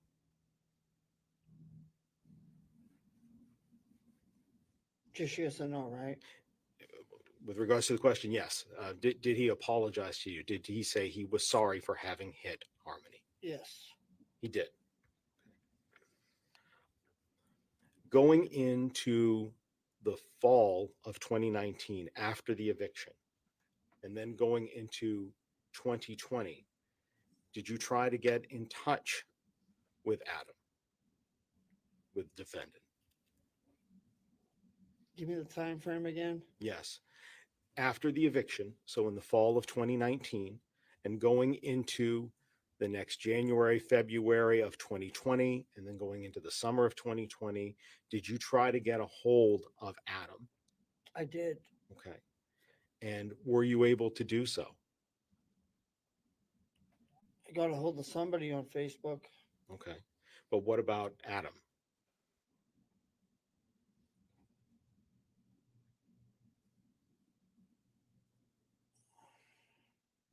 It's hard to remember.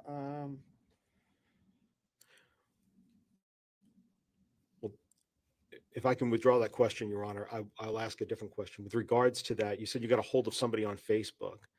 Were you able to go into a conversation on Facebook, or were you ever blocked on Facebook?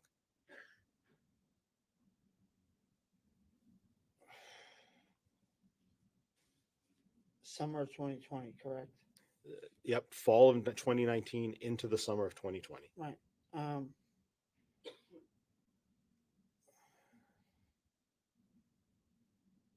pandemic happened in 2020, right? Yes, sir. Like March, right? So that's like my first summer in Florida.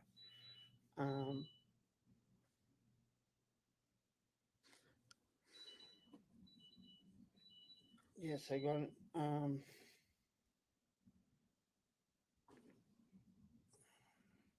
I believe I got in touch with someone on Kayla's account through Facebook Messenger that summer. Okay. What about with one of Adam's accounts?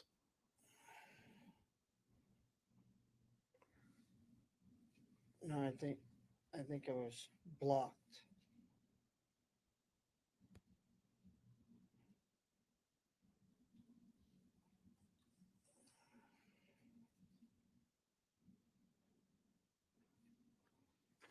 All right, so Mr. Montgomery, I just have one other quick set of questions for you. And thank you for being patient with me today while I made sure that I was asking the correct questions of you. With regards to what you've talked about for us, one thing, and I'm sure you may be asked about this in a moment, so I'd like to save people some time now. Have you been convicted of 2 felonies out of this court within the last 10 years? Yes. And was one of those a conviction in 2015 for being a felon in possession of a weapon? Yes. And was one of those a conviction in 2016 for a theft by unauthorized taking? Yes. Okay. And from those, have you completed your sentence that was there, and those are all finished now at this point? Yes.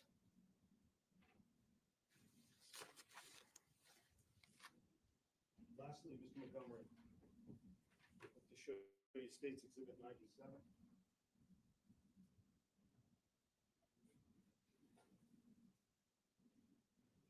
Do you recognize this person? I do. And who is this? It's Harmony. I believe you said your recollection was that this may have been Harmony's left eye that you saw blackened. I believe so. Thank you. I have no further questions for you, Mr. Montgomery. Thank you very much for your time. I believe defense counsel may have a few after we speak to the board. Counsel, please.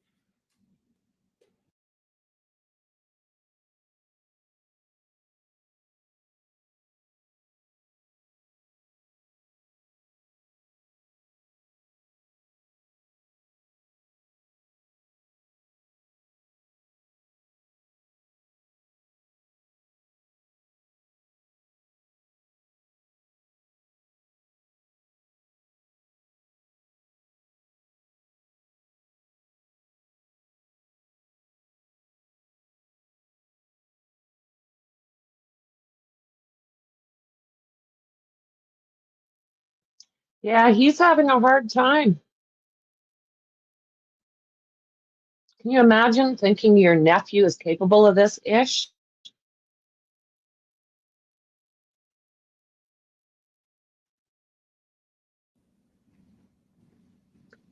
Sidebar every 2 minutes.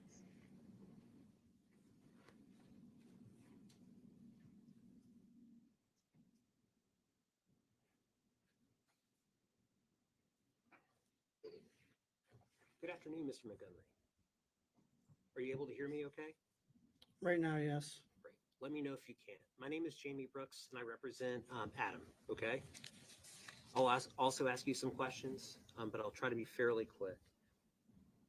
You indicated that you returned to the Guilford Street address on the 22nd of July, 2019. I believe I said the 22nd or the 23rd. One or the other. Could have been the 22nd, could have been the 23rd. Excuse me? So it would be either the 22nd or the 23rd of July that you were there, Correct. and you ended up having a conversation with Adam. Correct? Yes. And this conversation included Adam, yourself, and Harmony in the kitchen, right? Say that again? The conversation took place in the kitchen. Correct. Harmony was there, right? Yes. You were there. Yes. Adam was there. Correct. Yes. Nobody else to your recollection was there. No. No other adult was within earshot of this conversation as far as you knew? No. And the conversation was prompted because you saw a black eye on Harmony. Correct. You indicated that Adam said that she didn't do anything. Correct. In response to your question of, oh my God, what happened? He said, Oh my Harmony didn't God, do what the anything? fuck did you do? I think I said. Okay. And as part of this conversation, Adam talked about finding Harmony, suffocating Declan.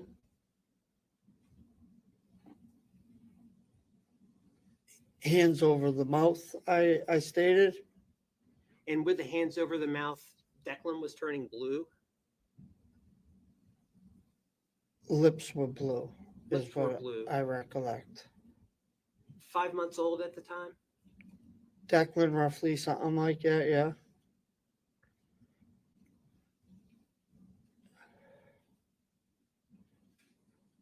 You said that he made a comment and sounded cocky. Yes. Also could have been sarcasm?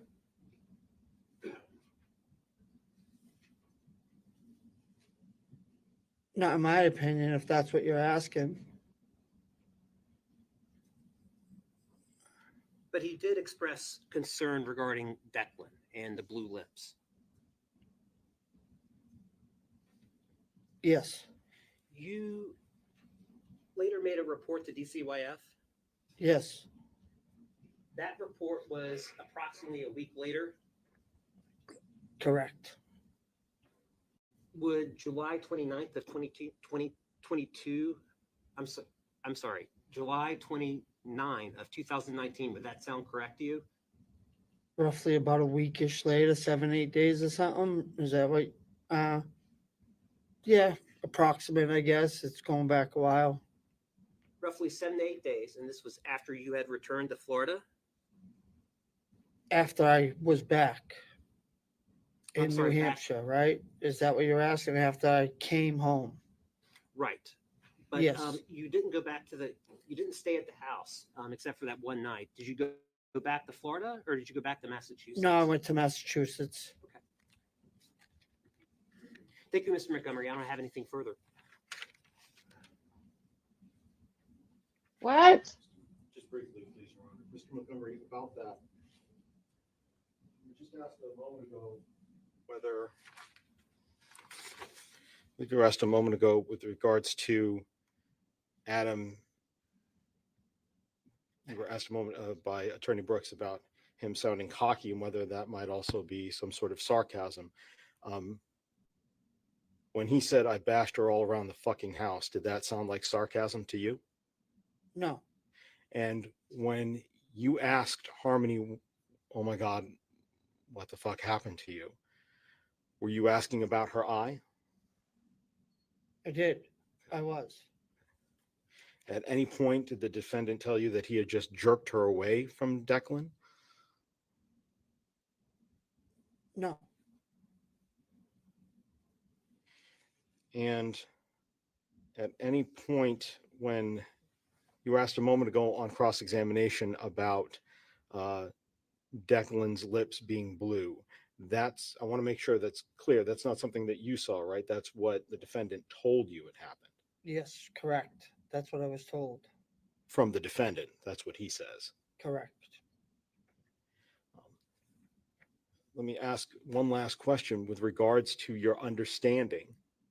When Adam said that he bashed him all around the fucking house, do you feel that you have somehow conflated what Adam had said? Conflated? Could you explain, please? Confused one action for another?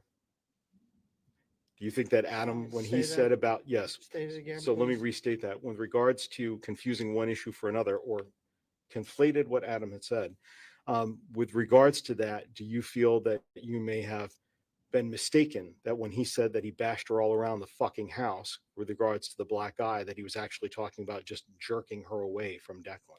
I wasn't confused. Thank you. No further questions. Nothing further. Wow. Please step down. Thank you. Okay, ladies and gentlemen, it is just a little past 12:30, so this is a perfect time to break for lunch. I will remind you that you are not to discuss this case, not with each other or with anybody else.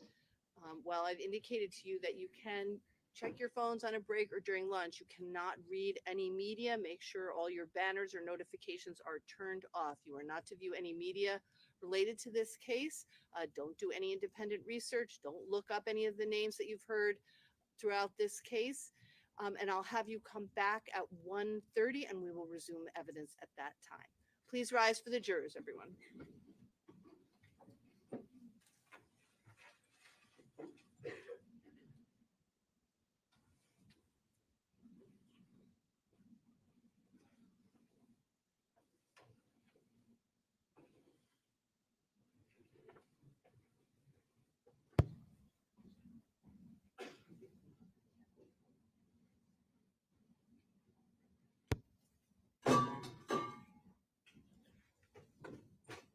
You may be seated. Just to clarify, Mr. Montgomery is excused. He may be excused if Any objection? No objection. Okay, yes, he's excused. With the understanding, Attorney Agati, that excused means he's not going to be called now or later.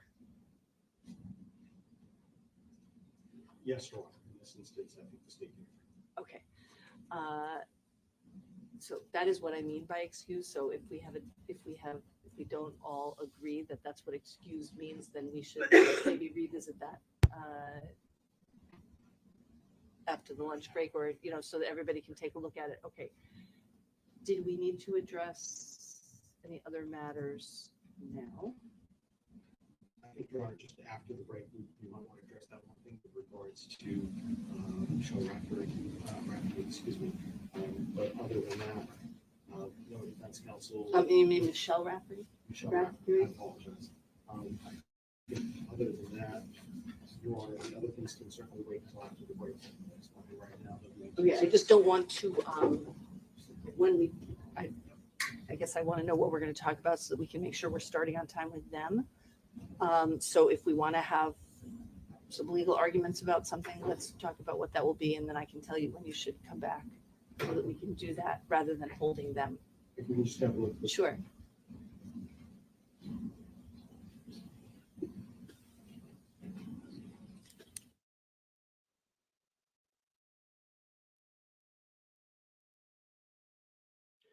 Okay, guys, so I am going to set up another stream for an hour from now. So that was our morning. Went through a lot of people. I was really surprised that they didn't go longer. Like, they've had some interesting people up. Couple questions, go home. It's like, what? Maybe it'll start making sense in a little bit. Who knows? I'm hoping so, because this I don't understand. So guys, I will see you after lunch. With regards to Michelle Rafferty's all right. ability to sit in trial, the state